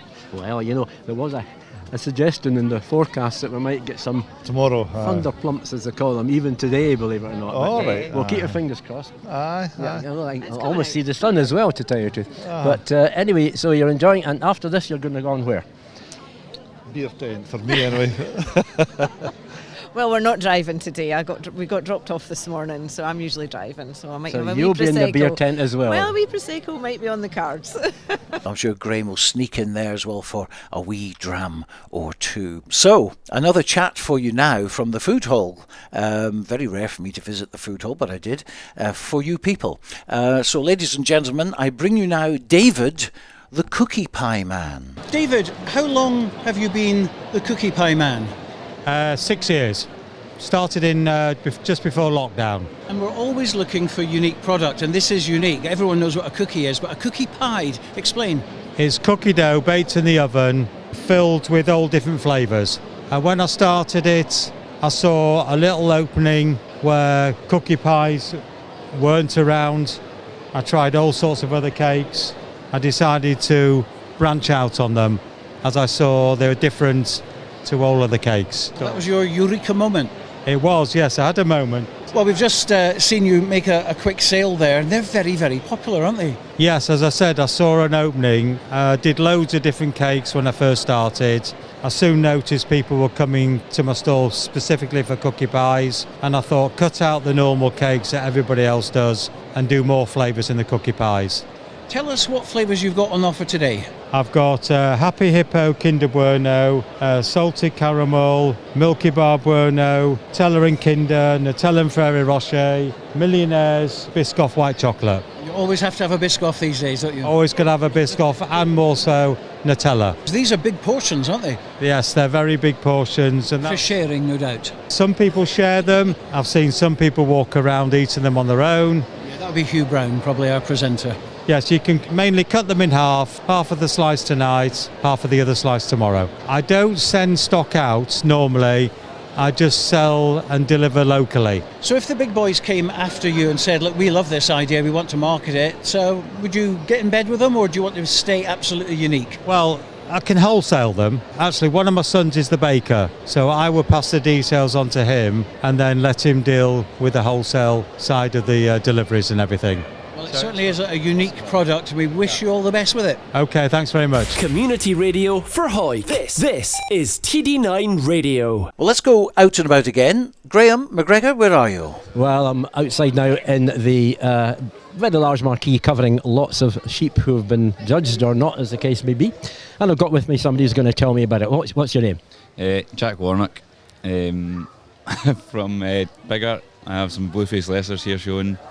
It's very quiet here really just now compared with the ring where they're being judged at the moment. They're all bleating away like mad, but they're all relaxing now and will be here the duration of the whole show they're here. Yeah, they're here. They're brought in on Wednesday night, and then I think it's just to be until Sunday night 5 o'clock before we can take them home. But yeah, as long as we make sure they're fed and watered and well bedded with straw, they'll be happy enough. How do the sheep react to this? It's quite a different environment to what they're used to. I mean, they're in quite small pens, although they look very comfortable. I'm sure it'd be quite nice to lie down in actually. But how do they react to it? No, they all seem quite happy. So it's a completely different environment, but they're surrounded by other sheep and they're all very relaxed. And as long as you keep them fed and watered and well bedded, and with other company of sheep, they're happy enough. And you farm. So many sheep do you have on your farm? So we run 2 farms, but altogether there's about 650 sheep. Also got a dairy farm as well, so that keeps us busy enough. There's 240 cows milking there. So when did you start sort of looking out for the kind of sheep that you think would do well at the Highland? Just recently, probably in the last 3 years. I love all the kind of pedigree side of it, so we're looking back at the breeding going past. So really the last 3 years I've got interested in it and spent a bit of money on them, so yeah. That's good. And we know that all the animals, horses, cows, they all get a lot of titivation from about 3 o'clock in the morning or something. Have you been doing that for years as well? Yeah, so the week prior to the show we spent a lot of time dressing them and getting them ready and making them look pretty, and then so they're more or less all ready before the show, and then just on the day of the show maybe tidy them up a wee bit more. And yeah, we do get up early. Need to get up early before all the public come in to feed and water them and make sure they're looking presentable. Yeah, they're keeping quiet just now, but there's a group of fellow sheep farmers round about us just now, and the social aspect for not just the public, but obviously for the farmers themselves is a major thing, as you say. Oh yeah. Ever's one place a year. Everyone comes to it, so it's a good chance to see people from all over the country really, and meet up with friends that you haven't seen for a wee while. There we are, Grahame, MacGregor, sheep and all. And as always, the most popular stands are the ones at Lidl and Aldi, who give away a serious amount of product and samples, which is lapped up by the punters, who, of course, have to queue behind Hugh Brown, who's always first. You're always first on the queue, aren't you? You always insist on that, don't you? Yeah, but there's plenty of products, of course, being showcased as well as the food there. And one of the sellers, the top sellers, of course, you see him on various shows at like 2 o'clock in the morning and stuff, is Luke Campbell, who's like the go-to person for selling stuff. 3 days already, he's got another day to go as well, but he's on all the TV shows selling all kinds of gadgets. And I caught up with him trying to find out a little bit more about the product he was selling this year. So Luke Campbell is with me now. He's promoting Precision Slicer from World of Home Solutions. It's a brand that I'm not too familiar with, but I'm sure you're going to tell us all about it. Yeah, so we're all over the TV, like on ITV, STV, Freeview Channel 89. We do lots of demonstrations with the slicer. Not just the slicer, we do our window cleaner, our toasty box, our pans, our cookware. So if you come into the show, come into the food hall and have a good look, and we'll show you some great demonstrations. And you thoroughly enjoy doing them, don't you? I love doing them. It brings a smile to my face. Well, I've got to plug it first of all. Tell me about the Precision Slicer, because it's a new one on me. So it's a brand new machine, very similar to a mandolin, but you can't access any sharp blade. So it chips, slices, dices and juliennes at 40 different thickness levels without grating a fingernail or knuckle. Now, my feed on Facebook is full of different kind of products. We see them all the time. How do we separate the ones which are cheap and nasty and the ones that actually work? Well, I always say if they're doing a good soft fruit and vegetable, like a kiwi fruit to a tomato, but then also showing something like a turnip or a swede, if they're doing those two jobs, normally it's a good slicer. When they're just sticking to cucumbers and a new potato, you know, maybe there's something to look out for. If they're doing decent sized spuds, proper veg, you know it's a good machine. Does it handle nuts as well? It does, ours does handle nuts. Well, that's and even cheese, better. Cooked meats, raw meats too. Yeah. So how long have you been doing this then? 20 years, all over the country, and in America and in Canada, so all over the place. But today it's all about Precision Slicer. All about the Precision Slicer. But what else is on the market at the moment from WHS? So we've got our Aqua Clean, which is a unique window cleaner that collects all the water into the head. We do our Merlin Pro Mop, which is used commercially. We have our brand new product at the show here, which is our new toasty maker, which is if you love cheese toasties, come to the show because we're giving out free toasties too. But certainly this is the first day. You're here for 4 days. Are you doing them all? I'm doing all 4 days. Have you been to Royal Highland Show before? Was here last year. It was a super busy show, super successful too, so it was great for us. Well, we wish you all the best.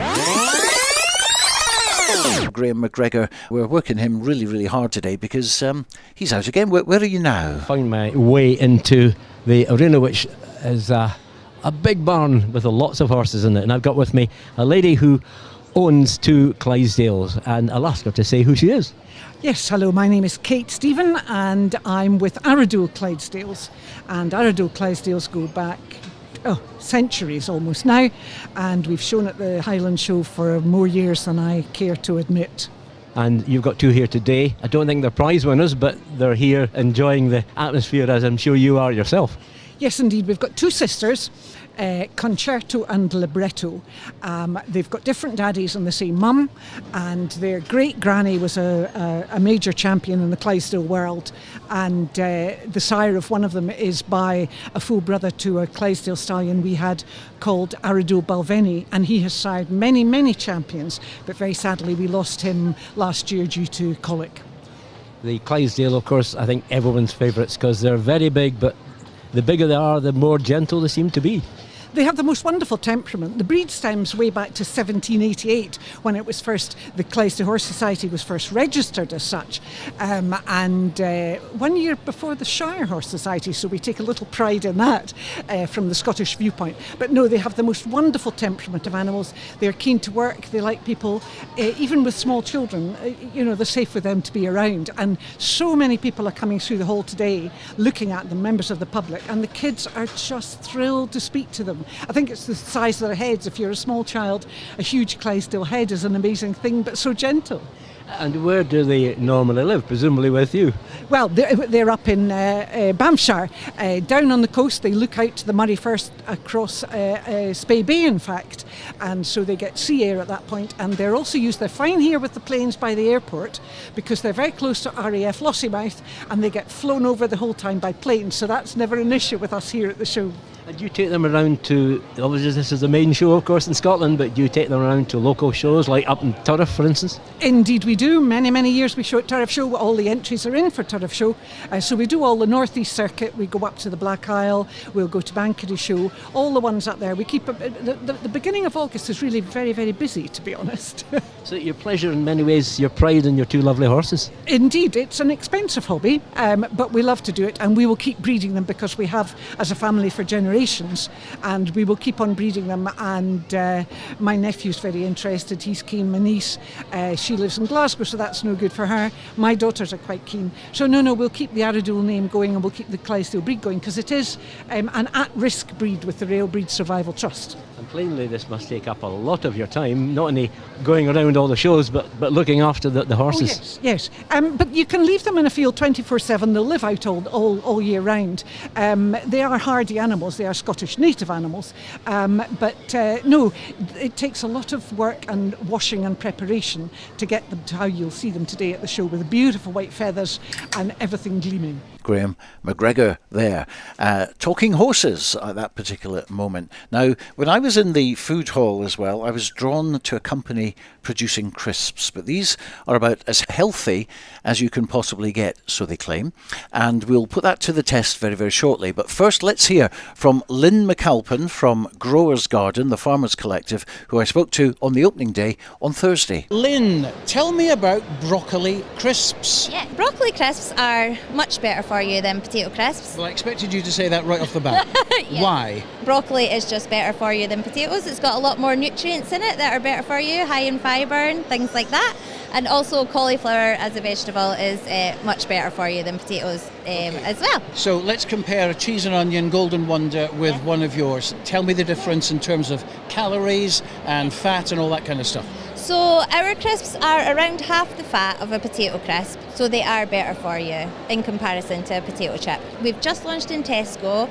You'll find us in Sainsbury's and Morrison's and on sale on Amazon as well, and some farm shops as well. You'll find our products in there also. Everyone's looking for a healthier crisp because everyone loves crisps. Yes.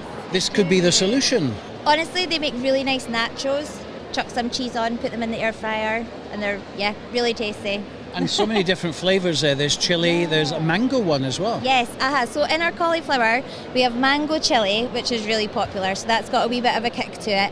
And black pepper and lime as well, and that's also got a wee bit of a kick to it. And smoky chorizo, which has got a deeper, smokier flavour. But yeah, those are really nice in the cauliflower variants. Now, this is all good news for crisp lovers everywhere. Where does the idea come from? So we're actually owned by our farmers that provide us with the wonky veg. So they sell veg to the supermarkets, but a lot of that is rejected because the shape isn't quite right, or it just doesn't meet their criteria on looks really. But all the nutritional values are there and everything's absolutely fine in other areas. So they source our broccoli and our cauliflower, and we're owned by them, and we turn it into crisps with our fancy equipment in Cooper. How is the company going at the moment? Yeah, really well. As I say, we've just launched in Tesco, so we're going to see how things go there. Just looking to expand, really, just over the UK. And you're here at the Royal Highland Show. Is this the first time the company's been here? No, we've been here a few years before. So obviously success for you. Years. Yeah, so we've been around since 2018, and then obviously COVID struck, so then we had to stop for a while. I think things got stunted because of that. But yeah, we're picking up again, so all positive. So Tesco's is a big result, obviously. Yeah. Have they got an exclusive deal with you, or are you looking to expand into other supermarkets? Oh yes, other supermarkets. We're also on sale in Morrison's as well. So it was actually Morrison's that we were on sale in first. So they're really good for promoting Scottish produce. At the moment you can't buy them direct from our website, but you can buy them online via Amazon. So you'll find us online at www.growers-garden.com. Fantastic, that's great. Now, I'm going to ask you a cheeky question now, because I'm recording this on Thursday, we're going to be live on Saturday, and we're going to play this out, and then afterwards I would like my colleagues to have a go at a sample cauliflower and broccoli crisp and see what they think about. Are you up for that? Yeah, excellent, yes, definitely up for that. Well, we wish you all the best, and have a good show. Excellent, thanks very much, thank you. There she is, Lynn McAlpin, buzzing she was. True to her word, she gave us some samples. So guys, have you ever tried broccoli crisps or cauliflower crisps before? Any of you tried that? Not at all. So you're virgins, basically, when it comes to these sort of crisps. Okay, well, let's start with the broccoli, shall we? You can see we're opening the packet up. See, I even resisted over 2 days to not open the packet and scoff it myself. So, Grahame, there you are. These are broccoli crisps. Yeah, that's right. You've got a handful there. Marvellous. Stuart, there we go. So a handful as opposed to one substantial sized crisp. Whatever you in feel fact, professionally comfortable doing. They're almost like a firm skip in terms of the shape. Yes, that's right. Remember skips? Do they still do skips? They still do skips, yes. Yes. You, of course, is the real taste test man. And 2 handfuls for him. Yeah, he's good. I'm going to try some as well now. Okay, 3 so times as many as I have. This should sound crispy. The test is going on. Not too much salt. You can taste the broccoli. Oh, you certainly can. Yeah, although it's fairly subtle. Subtle. We'll tell you that there's actually 28% broccoli in that, which is amazing, I think. So what's the verdict on broccoli?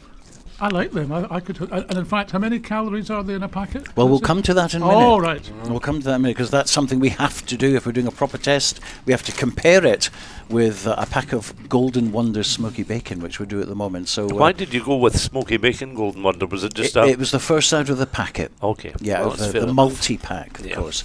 So, Stuart, your verdict on that? You can say you tasted the broccoli, which is good, because they're broccoli crisps, or chips as they call them.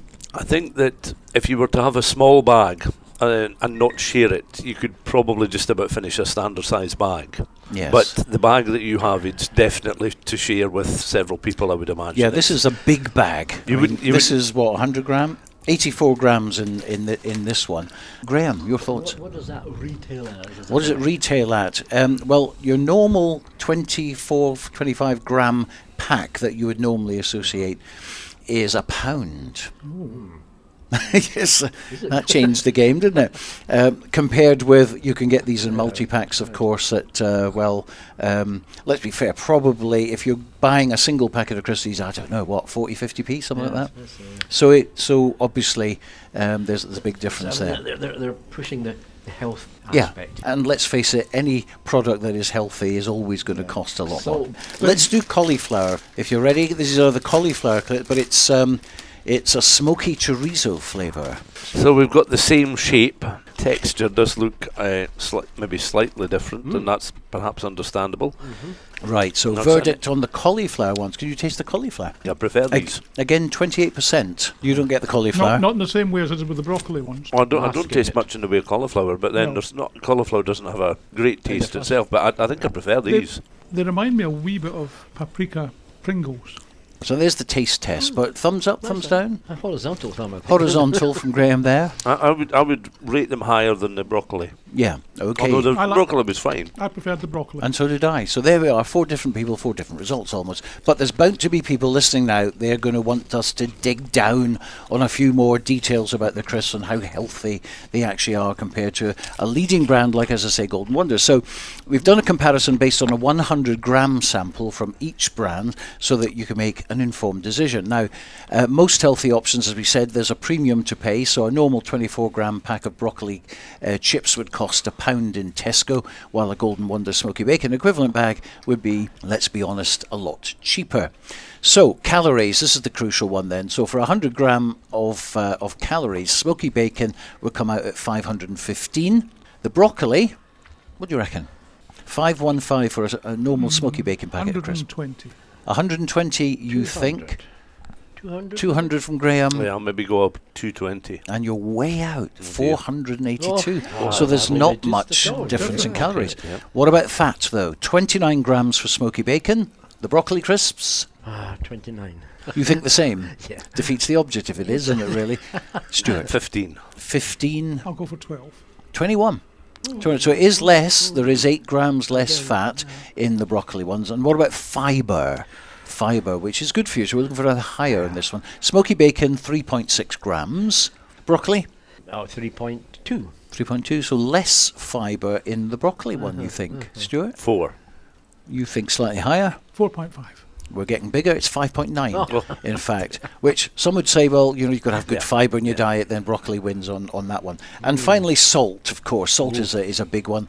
Smoky Bacon has 1.42 grams. This is per 100 grams. That's per 100 grams. Yeah, so we're looking at 100, which is like 4 packets, if you like. But broccoli? 1.5. 1.5. You think higher? But basically, it's 1 gram, which isn't too bad. So as I say, 28% broccoli content. There's certainly, if you look at the smoky bacon content, 0. It's enhanced flavouring. So at the end of the day, you've heard the price comparison and the stats. What would you go for?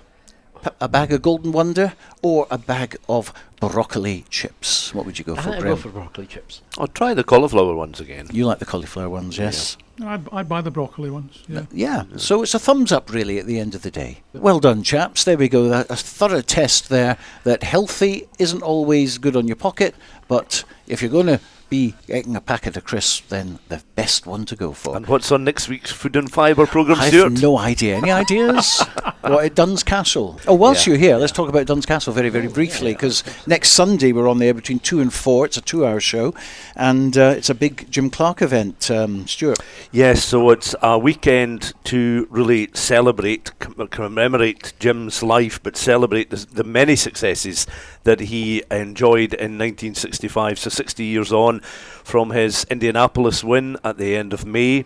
The Memorial Weekend, 31st of May, when he became the first Brit to win at the Brickyard. 33 drivers, 31 Americans, a Canadian and Jim. And after disappointment in 63, he won in 65. That was an incredible achievement for him.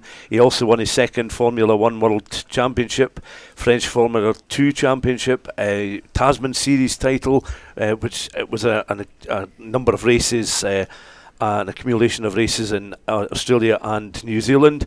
And he was worldwide, the ABC Wide World of Sport winner. I'm not going to say that too many times. In 65, and BBC Sports Personality runner-up. So there was a lot. Plus he was awarded the Freeman of Duns. And what's going to be going on there next Saturday and Sunday? So essentially, it's a coming together of many of the cars that Jim had an association with, either ones that were made around the time or models very similar to the ones he drove, or some that he drove himself. So there's at least 21 Cortinas, part of the touring cars that were there. There's a number of Lotus cars that Classic Team Lotus are bringing up and private owners are bringing up to Duns Castle. There will be a procession. Organisers hope to run 3 processions of cars up the driveway. Single seaters will run twice, with the touring cars running in between. There's going to be live music from the Ragtime Dolls band based in Glasgow, and there's going to be several interviews with some fairly high profile members of the motor racing community, particularly those that were around in the 60s, and 1 or 2 that have made their name in much more recent times. And briefly, Graham, 1965 is the year that they'll be celebrating, so all the music will be from 1965 as well, and we'll be picking out some crackers. And of course a Jackie Stewart interview as well. Yes, indeed. A certain JYS is coming, as he has done to several of these motorsport events, especially if it was to do with Jim Clark, his great friend, as people I'm sure will know, even if in fact they were born many years after, sadly, Jim died in 1968. But Jimmy and Jackie, the 2 Scottish world champions in the 60s, sharing 5 titles between them, and they were just the big names and the ones that everyone else had to beat really at that time. And it's great that Jackie's still with us, and sadly, of course, Jimmy not, but we're celebrating his achievements in next weekend, his 60th anniversary. And a fascinating fact, Jackie Stewart was my very first professional radio interview for BBC Radio Scotland, I've never heard of them, in 1985, when he used to own a garage in Dumbarton. He used to have a garage selling cars and petrol, obviously, in Dumbarton. And he was, he's always a wonderful interviewee, because he's never short of an answer, whatever question you ask him. Of course, nowadays, he's talking a lot about dementia. Yeah. And I'm sure we'll talk about that with him next weekend in Duns. Topically, from my point of view, just last weekend I passed that very house. People may know it, it's at the traffic lights just at the bypass of Dumbarton, and it's a house with a little round window in it, and I had a quick chance as I was going slowly through the traffic lights last weekend to see a blue plaque just to prove the point on the house, which if I could have read it, which I couldn't, I'm sure would be commemorating. Jackie himself was a very good interviewer, because he was with ABC. He used to do great with Grahame Hill, didn't he? Yeah. On this, was it Sports Personality of the Year? He was a very good interviewer as well. So he actually fitted the television medium as an interviewer once he retired after 1973 very well indeed. Great stuff. Right, so that's next week between 2 o'clock and 4 o'clock right here on TD9 Radio. We're actually focusing on Hugh Brown now because not many people know this, but Hugh Brown's ambition was to milk a cow. But we didn't want to risk injury to the real cow, so we sent him off to Grahame's milk stand. This is what happened. Well, I'm with Susanna from Grahame's Dairies, and we're beside a cow, but not just any cow, but a plastic cow. Tell me about it, Susanna. So this is a life-size Jersey cow. All our Jersey cows produce our gold milk, which is our most exciting product. So I'll just show you how to milk it. Yes, and actually we use Grahame's milk in our office. Oh, do you? What milk do you use? It's the semi-skimmed. Oh, no way! So that's not the Jersey milk, but we do have lots of black and white milk as well. So it's a very skillful thing to do, to milk a cow, isn't it? Yeah, definitely. There's lots of skill to it. You have to be very gentle. Yes, well, you tell me about it. You hold the microphone and I'll get to how many teats does a cow have, first of all? Okay, so it has 4. 4? Yeah. And do you have to milk all 4? Yes. Do you do them one at a time? Yes. So clean it first. Clean it So first. if you just get the roll there and some Cleaning, antiseptic, got to make sure she's nice and clean. Good, right, clean the teats. There we go. Clean that one. Pretend I've done it all very well, that's good. Right, okay, what's next? So if you just gently hold one of the teats, Gently and hold it's one. a very gentle kind of pumping action. Pumping action. Oh, Yep, something there like we that. go. Oh, it's actually working. Is this actual milk that I'm milking? No, it's not. Unfortunately, it's just water with white food colouring. But we tell the children now that it's real milk. Of course you do, of course you do. Where are Grahame's based then? So our main depot is Bridge of Alton. That's where the home farm is, and that's where all of our milk comes in. But we also have lots of protein products which are made at Glenfield and Cowdenbeath. So mainly Bridge of Alton, but also kind of all over Scotland, really. I don't know about you, but I think I'm doing quite well I here. think you are as well. This is quite an experience. I can say at the Royal Highland Show I have milked a cow. Yeah, exactly. Well, we have a wristband that says that, so you could take one of them home with you. I certainly will. Susanna, it's been lovely to speak to you. Have a good weekend at the show. Thank you so much. Thank you for coming. And if you've been affected by that broadcast, we'll have a little helpline for you at the end of the programme. Thank you, Hugh. That was good. Excellent. Changing tact a little bit, keeping on the same subject though, one of the big ice cream companies who of course make other products as well are Mackie's, a household name of course, and I bumped into their managing director, Stuart Cameron. Here's what he had to say. Yeah, we love to come to the Highland Show. We're a farm, so we make our products on the family farm, so it's always important to come to the Royal Highland Show and speak to other farmers, speak to the visitors, and just give them a taste of our farm-made products. Everyone knows Mackie's. What they probably don't know is the beginnings of the company and the fact that it does come all from a little farm. Yeah, everything is made on our farm in Aberdeenshire, so we're making the ice cream from the milk that comes from our own cows, and we've also turned the tractor shed into a state-of-the-art chocolate factory, so we make our own chocolate bars there, so yeah, all coming from the farm. It's a big competitive scene, this ice cream, isn't it? A lot of people coming up with different ideas, different flavours. How do you keep in the number one position? We continue to focus on the product and the quality of the product. That is what we spend a huge amount of our time doing. So the quality is always what our customers are looking for, and we try to vary the flavours and the range. So today we've got quite a number of flavours with us, but quality is always what we like to focus on. What's new on the block in Mackie's? Well, we're always trialling new flavours, in particular in ice cream. We've got our own ice cream parlour in Aberdeen, so we like to try a new flavour every week and see what sticks. So there will hopefully be some new ones coming to supermarkets soon. Well, the one recently, I suppose when I say recently, I've probably been eating it for about 4 or 5 years now, the tablet one. Yes, Scottish tablet, firm favourite. Doesn't go so well south of the border because they're not as aware of what tablet actually is down there, but in Scotland, really popular. So tablet flavoured ice cream with tablet pieces inside the product. Now you mentioned sort of south of the border there. How far does Mackie's actually go? I mean, Scotland, obviously, you're well known, but you want to get the name out there internationally. Yeah, our big export markets, Taiwan, South Korea and China. So we have shipments every single week at the moment going out there. So it takes about 8 weeks to get the product there. But ice cream from Scotland is particularly popular abroad. So there's a big export market. There is a huge export market. So about 15% of our sales are abroad at the moment. But that's something we want to try and build on. complicated to get the product there, but once you do get it there, there's a real demand for quality Scottish products.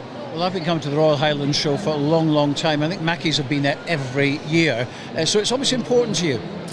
Absolutely, to stay connected to the farming community, very, very important for us, and just get the opportunity to speak to the visitors and get their thoughts on our products and our brand and what we should do next, and the good bits and the bad bits we get to hear it firsthand. So we're forever at the Highland Show, and it's an event we love.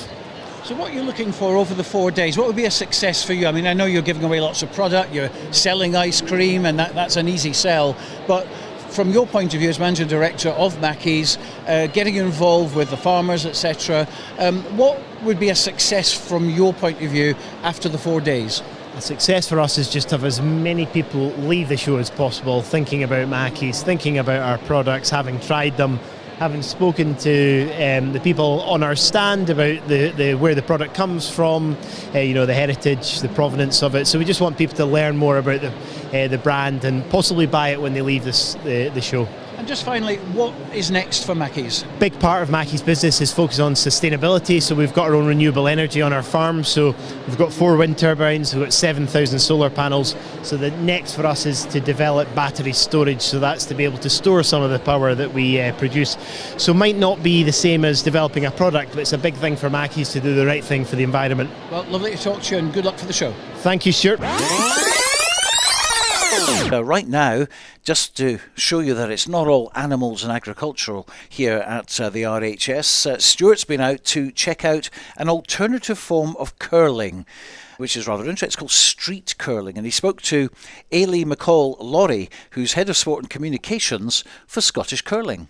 I'm very impressed with what you've actually brought along with you, because it looks as if it's inflatable, and it provides youngsters and adults the opportunity to get a feel for what a smaller curling stone would be like and how it would be controlled on a surface like this. Yeah, so this is an inflatable street rink. We got this about 18 months ago now, and it's one of our best pieces of off-ice kit that we've got. We take it around the country, and it basically highlights to everyone how inclusive curling as a sport is. We've got youngsters in clubs, in ice rinks as young as 8 years old, and we've got members who are as old as in their 90s basically who take part in curling. We've got sticks to enable people who are infirm or maybe can't bend down to take part as well. So it really is an inclusive sport. As you say, there's no brushes. The stones, I think there's 3 blue and 3 of an orange colour, but they take the shape and design very much of something that would be designed for an international competition. There's 4 of each colour, and these stones with the off-ice sets are on ball bearings, so it allows a smooth transition from when you release the stone all the way up to the house as well. It's a great way to introduce people to the sport. There is floor curling now, which is becoming much bigger across the country and worldwide as well, and we're looking to expand what we do in this area over the next 12-18 months as well. It's interesting that you've been able to adapt the sport away from the ice.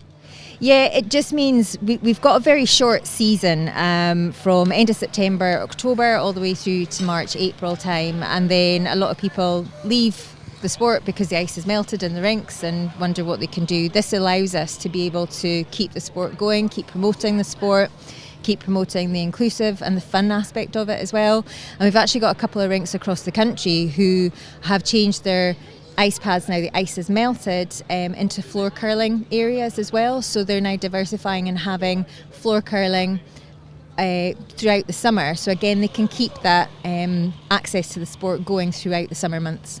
Well, it's really interesting because you associate it with being a winter sport, and of course it's had an awful lot more attention in the mainstream media over the last 15-20 years with success at World Championships and at Olympic level. So for youngsters to be looking right at the top end of an international level, they can see a lot of Scots, men and women, that have won the very highest honours in the sport.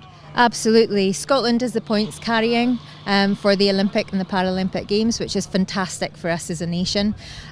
We've got the National Curling Academy through in Stirling, where British Curling operate the performance programmes, where a lot of these athletes come through.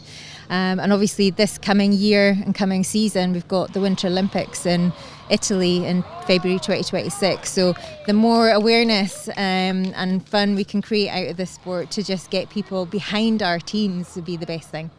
And for a lot of people, this is quite novel as an introduction. So I'd imagine it'll keep you very busy this weekend. They'll be queuing up to try this. Yes, there's little peaks and troughs, but there's more peaks for sure than there is troughs throughout the weekend. And to be honest with you, it makes our time go by really quickly, but allowing people to come to use it. And if they want another shot, they just queue back up or come back again later as well. But it also allows a competitive element with kids and parents and grandparents alike as well. So it's fun for everyone. Come down and try it. Well, thank you very much for your time, and may well give it a go before the end of the weekend. Thank you. There we are. That's really interesting, isn't it? Curling away from the ice, which is something a wee bit different. Well, on Thursday I spoke with Cheryl Swift. Who's Cheryl Swift? Well, she's from Ross's, who are known, of course, for their Edinburgh soft rock, but they also produce plenty of other things as well. And if you have a sweet tooth like Hugh Brown, Stuart McFarlane, Grahame MacGregor, you'll no doubt be making a beeline to their stall. Well, Cheryl, here we are at the Royal Highland Show. It's just begun, and already it's created quite a lot of interest around the Ross's stand, and it's quite a display. Yes, thank you. So this is our 4th year back at the Highland Show. We love coming, we love meeting all our customers and putting on a display of all our products that we have. Now, you mentioned lots of products there. A lot of people just think of Ross's as the rock, don't they? The soft rock, as we call it. But it's a lot more than that. Yeah, absolutely. So originally Ross's is known for making Edinburgh Castle rock, the soft rock. However, we do a diverse range of products, from Scottish tablet, flavoured fudges, sugar mice. We also do a range of hard-boiled sweets and flavoured creams, which are the same texture as Edinburgh Rock but different flavours. I notice a violet cream just around the corner there. That's very popular. It is, yeah. Violet and rose are definitely very popular creams. Now, all the Edinburgh Rocks, there are quite a few of them now, aren't they? From the plain to the different flavours. What flavours do you have recently? So the traditional flavours are your raspberry, vanilla, lemon, orange and ginger. However, we do rhubarb rock as well, another traditional flavour, but also blue raspberry rock, one that the kids quite enjoy, fizzy iron brew, fizzy cola, so quite a range. And you've got to adapt every year, haven't you? What's new on the shelf? New on the shelf are our fudge flavours. So we have a Biscoff fudge, an Oreo fudge, a sparkly wine fudge, which is going down very well. And we've also got some newly designed boxes for our Edinburgh Rock with little pictures of Highland cows on them. It's all about adapting, whether it's flavours, whether it's the latest TikTok trends or social media trends. We try to keep on top of it and keep our name out there. Someone comes to your stall here at the Royal Highland Show for the very first time and they want a recommendation. What would you recommend? I would recommend the sparkling wine fudge because it's new and it's very delicious, very Moorish. Also the caramel and sea salt fudge, that's a traditional flavour but everybody always goes for it. And of course our Edinburgh Rock. You've got to have a taste of nostalgia. It's like Tunnock's, the tea cakes and the wafers, but Ross's will always have the Edinburgh Rock. Exactly, we certainly will. Now, temperatures continuing to be quite high. We've had some rain this afternoon, but pretty high temperatures all the same at the Royal Highland Show here in Edinburgh. And we've been playing plenty of summery records as well. But if you're looking for a short list of the best summer songs of all time, now this one surely is probably going to be in your top 5. It's Bobby Goldsboro's Summer the First Time. Rather risky when it came out, of course. And when I spoke with Bobby a wee while ago, who also wrote the song, I asked him to tell me if the theme of the song was actually drawn from personal experience. To tell you the truth, it's loosely based on something that happened to me, but it just wasn't nearly as romantic as I made it in the song. Okay, tell us a true story. Tell us a true story. Well, it was, let's just say that it wasn't as romantic as I made it.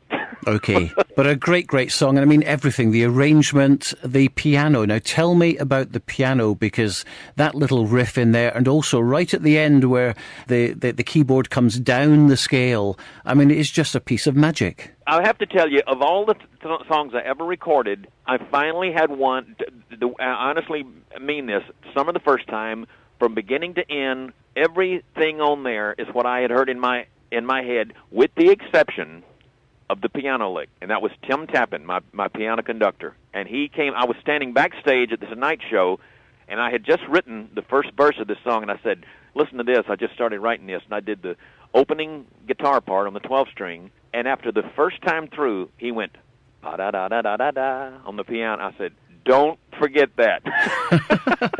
I said, do that every time I come back to that lick, and he did. And then at the very end of the song, said, can you do anything coming down on the piano? He came up with that, the rundown on the piano at the very end, which was just, to me, was as magical as the intro part. Everything else on there came out of my head, but those two things, those two good piano licks, to me, made the whole thing. You can hear the seagulls, you can hear the waves crashing into the beach. Yeah, well, the thing is, when I went into the head of the record company to play this, because it was, I think it was nearly 4 minutes long. Or back then, you had to try to keep everything under 3 minutes to get enough airplay. Otherwise, they wouldn't play it half the time. I walked in and played it for the head of the record company. He said, this is the best record you've ever made. Now, we'll take that intro out, and we'll take that instrumental in the middle, and we can cut it down to 2.5. I said, you can't do that. You cannot do. I said, if you take that out, it's like having a book. If you don't take out chapter 1 and chapter 12, you can't do that, just to shorten the book. And I convinced him to leave the seagulls and the ocean crashes in there. I think, had we not done it, it would have been a so-so record. And I guess people over the years have come up to you and said, look, you painted a picture that reflected an experience that I went through. Well, they have. I get that all the time. I get emails and letters from people that just say that song was special to them, and it even though I know it didn't happen like that for everybody, it's something that eventually happens to most people, and it's a memory that'll stay with you the rest of your life. And I tried to write the song where nobody was going to be offended by anything, but there were several stations over here in the United States that wouldn't play the song. They said it was too risque. You can play it on Disney Channel now, I think. We were just talking as well, because Bobby Goldsboro probably owns the unluckiest record never to make number 1, because Honey was number 2 on 2 separate occasions. But from Honey to ice cream, and as we know by now, Hugh Brown loves his ice cream, his sweets, his gelatos, and he's been down to Alandus to speak with Esne. Tell me a bit about the company then, based in North Berwick, but also in Edinburgh too. Yes, so it's a family-run company, freshly made gelato, Italian gelato, and we've got 3, we've got also our fish and chips, but we've got our Edinburgh store and our North Berwick store. So is gelato just a posh name for ice cream, or is it different? No, there's a different process to making it. I can't tell you exactly, but it's to do with the ratios of the milk to cream and the way it's processed. It's a bit like chocolate in that if you're 70% or more, then it becomes sort of a different type of chocolate, doesn't it? Not quite. There's also a different way of processing it, whereby it's more stretchy and more smooth. So it tastes different, does it? Yes, exactly. I think I saw you've got 16 different flavours here at the stall. Yes. Tell us about a few of them. So we've got our Belgian milk chocolate, which is our award-winning flavour. That won Best Scottish Ice Cream for 3 years in a row. We also have our fresh Scottish strawberry, which is made with, as I say, Scottish strawberries. But we also have plenty more where that came from. There's new flavours every week, and I think there's probably over 150 flavours that we do. 150. It must be exciting for someone to dream up a new flavour. Exactly. Our owners, they have quite an active role in the making of the ice cream, and they often go to the factory and just create new flavours if they fancy them. As we speak, the sun has just come out, which is great here at the Royal Highland Show, so that means you sell more gelato. Exactly. We've got queues yesterday, when it was 27 degrees, we had queues all the way down the road. I'll let you get back in a second, but you've given me, what have you given me here? It's the rose milk chocolate, so that has our Belgian milk chocolate that we use for our Belgian milk chocolate base. It's very nice. Oh, well, I'll tell you what, you hold the mic for a second and I'll just have a wee taste, because the proof is in the pudding, as they say. Oh, that is actually very fresh. It's got a lovely fresh taste to it. Mm-hmm. I really like that. Oh, good, I'm glad. Another thing I should know is the cows that we get our milk from to make our ice cream are here in the cattle hall. Really? Yes, so you can go visit them. I think it's Camilla the cow. Camilla the cow, I love it. I milked a cow earlier. Oh, did you? Plastic one. Oh, okay. I was going to say, hope you've washed those hands. Absolutely. It's lovely to talk to you. Have a great rest of show, and thank you for the ice cream too. The gelato, sorry. Thank you very much. Yeah, well, Hugh Brown. But right now, let's get you out because goats have been on the show today. They've been the stars of the show, really. Grahame MacGregor tells us more. Well, I'm down amongst the goats here in a tent at the far end of the showground, and I've got with me Gordon Smith of the Gilden Herd. And you've just come off winning here. In fact, I saw you winning a nice red rosette. Yes, we got Best Goatland. So tell me all about goats. I mean, I'm learning a lot just in the few minutes I've been here. They're all ladies here, obviously, no male goats. And they really are wonderful characters and gentle as can be. No, they're very good. No, mind you, they're well handled. They're used to going to shows quite a lot and things, and milked twice a day, every day. So no, they're quiet. And of course, this year they are even more special because they're selected as the animal of the show, eligible for the Queen's Cup, which has been won. Yes, no, which I'm delighted to have won yesterday. No, it's really good. We last won it in 1980, officially. We've missed it a few years since due to some mishap, but at least we've got our turn back, which I'm delighted about. So that's the best goat overall in a particular class, or overall? Yes, our best goat was Gilden Elma, an AOV second kidder. So she was supreme, so we're really pleased with her. She's won, that's her third time winning the Highland Show now. I mean, they're a kind of select group, really, these goats here. They've all got wonderful names, as you've already given us some already. And it's a very specialised area, obviously, but it has its own followers plainly, doesn't it? Yes, no. Although, sadly, it's getting less and less. Why should that be then, Gordon? I just think cost, rules and regulations and what have you. No, it's definitely getting a less. Although this year at the Highland Show we've got one of the largest entries we've had for quite a while. And as I said earlier, I mean, they are so gentle. I've been petting quite a few of them, and they really like it, and they don't snap, they don't do anything like that. They're really wonderful sort of attitudes. No, they're ideal for kids to come and see. Yes, quite, yeah. And so the Highland, plainly, the main event of the year for you and various other breeders. Yep, no, the Highland's number one. And how long have you been coming here? Too long. Since 1971. Oh, well, it's worth it, although it's a while since you won the Queen's Cup, though. Yes, no, we've won the Highland 16 times so far.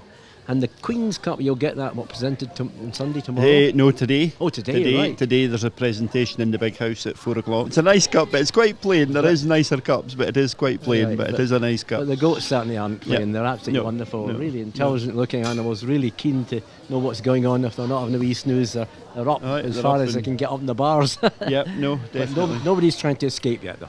There's been one or two, but we've got gates on top of the pens to keep them in, so they should be fine. Grahame MacGregor and his goats.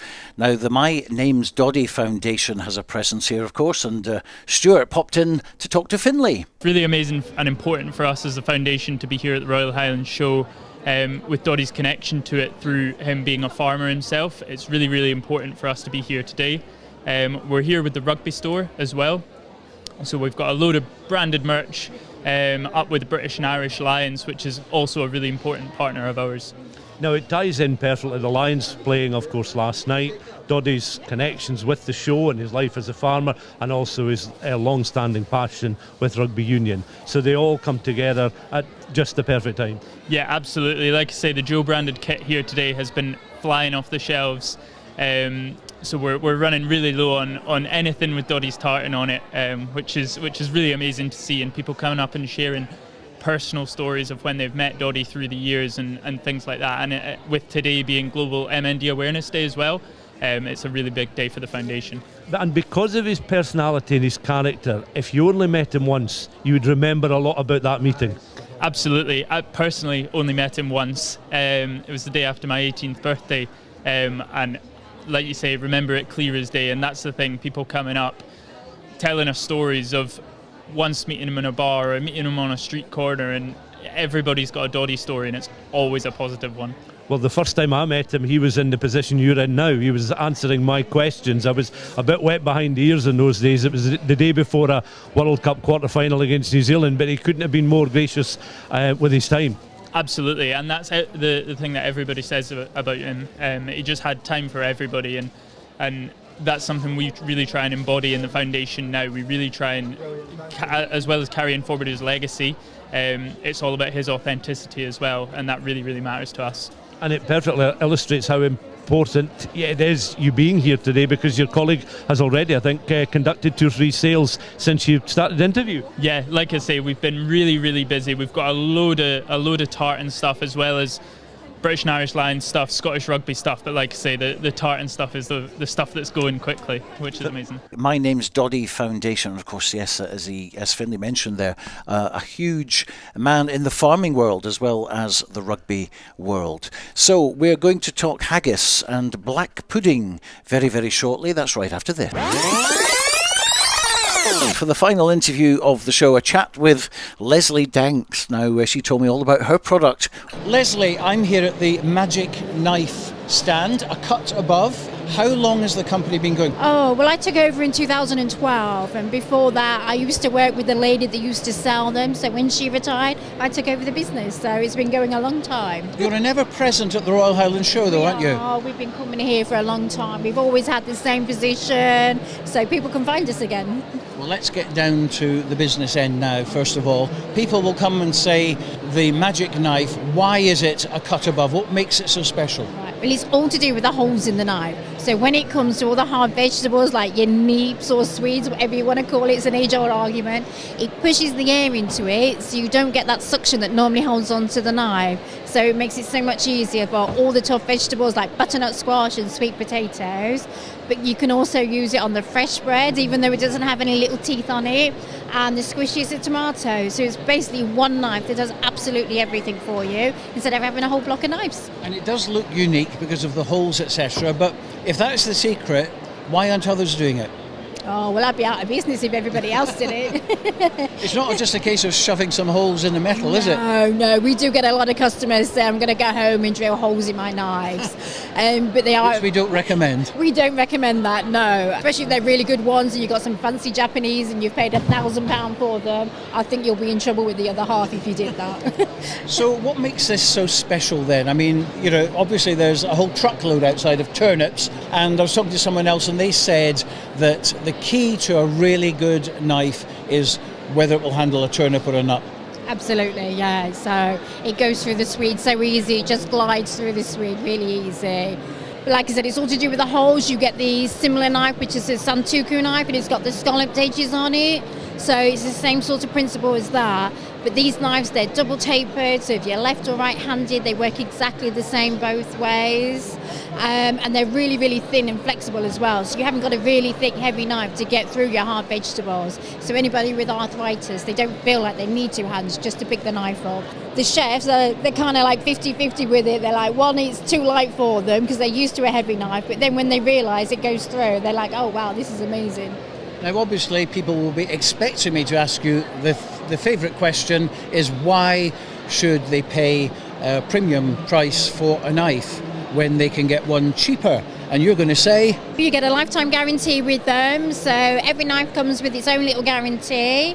When you register that guarantee, we also send you a discount code because we know you're going to like them, so you can buy more at a discounted price online as well instead of paying the full price with them. And here at the Royal Highland Show, you've got discounts applied as well. Plus, I've seen the big one, which is the whole set, the sharpener and a whole set of knives as well, for normally about 160, and you're doing it for 135. We're doing it for £95 today. 95? It's gone down even during the interview. I know. Can it go any lower? No, I'm afraid not. That is the bottom price. Unless you buy 4 sets, we might do a bit of a deal with you. But you're obviously very popular. You always sell lots of knives here. We do, yeah. That's what keeps us coming back every year. So we do like this show. It's a nice big show. Unfortunately, we don't get much chance to walk around and see everything though. It's lovely to talk to you, and all the best for the show. Thank you very much. And if you're really quick, it'll be 20 quid. It's unbelievable. There she is, the magic knife, the last interview on the programme. We couldn't get round everything. And of course, I mean, we hardly touched agriculture. There was there's so many things here at the Royal Highland Show, Grahame, that next year when we come back, we'll have to concentrate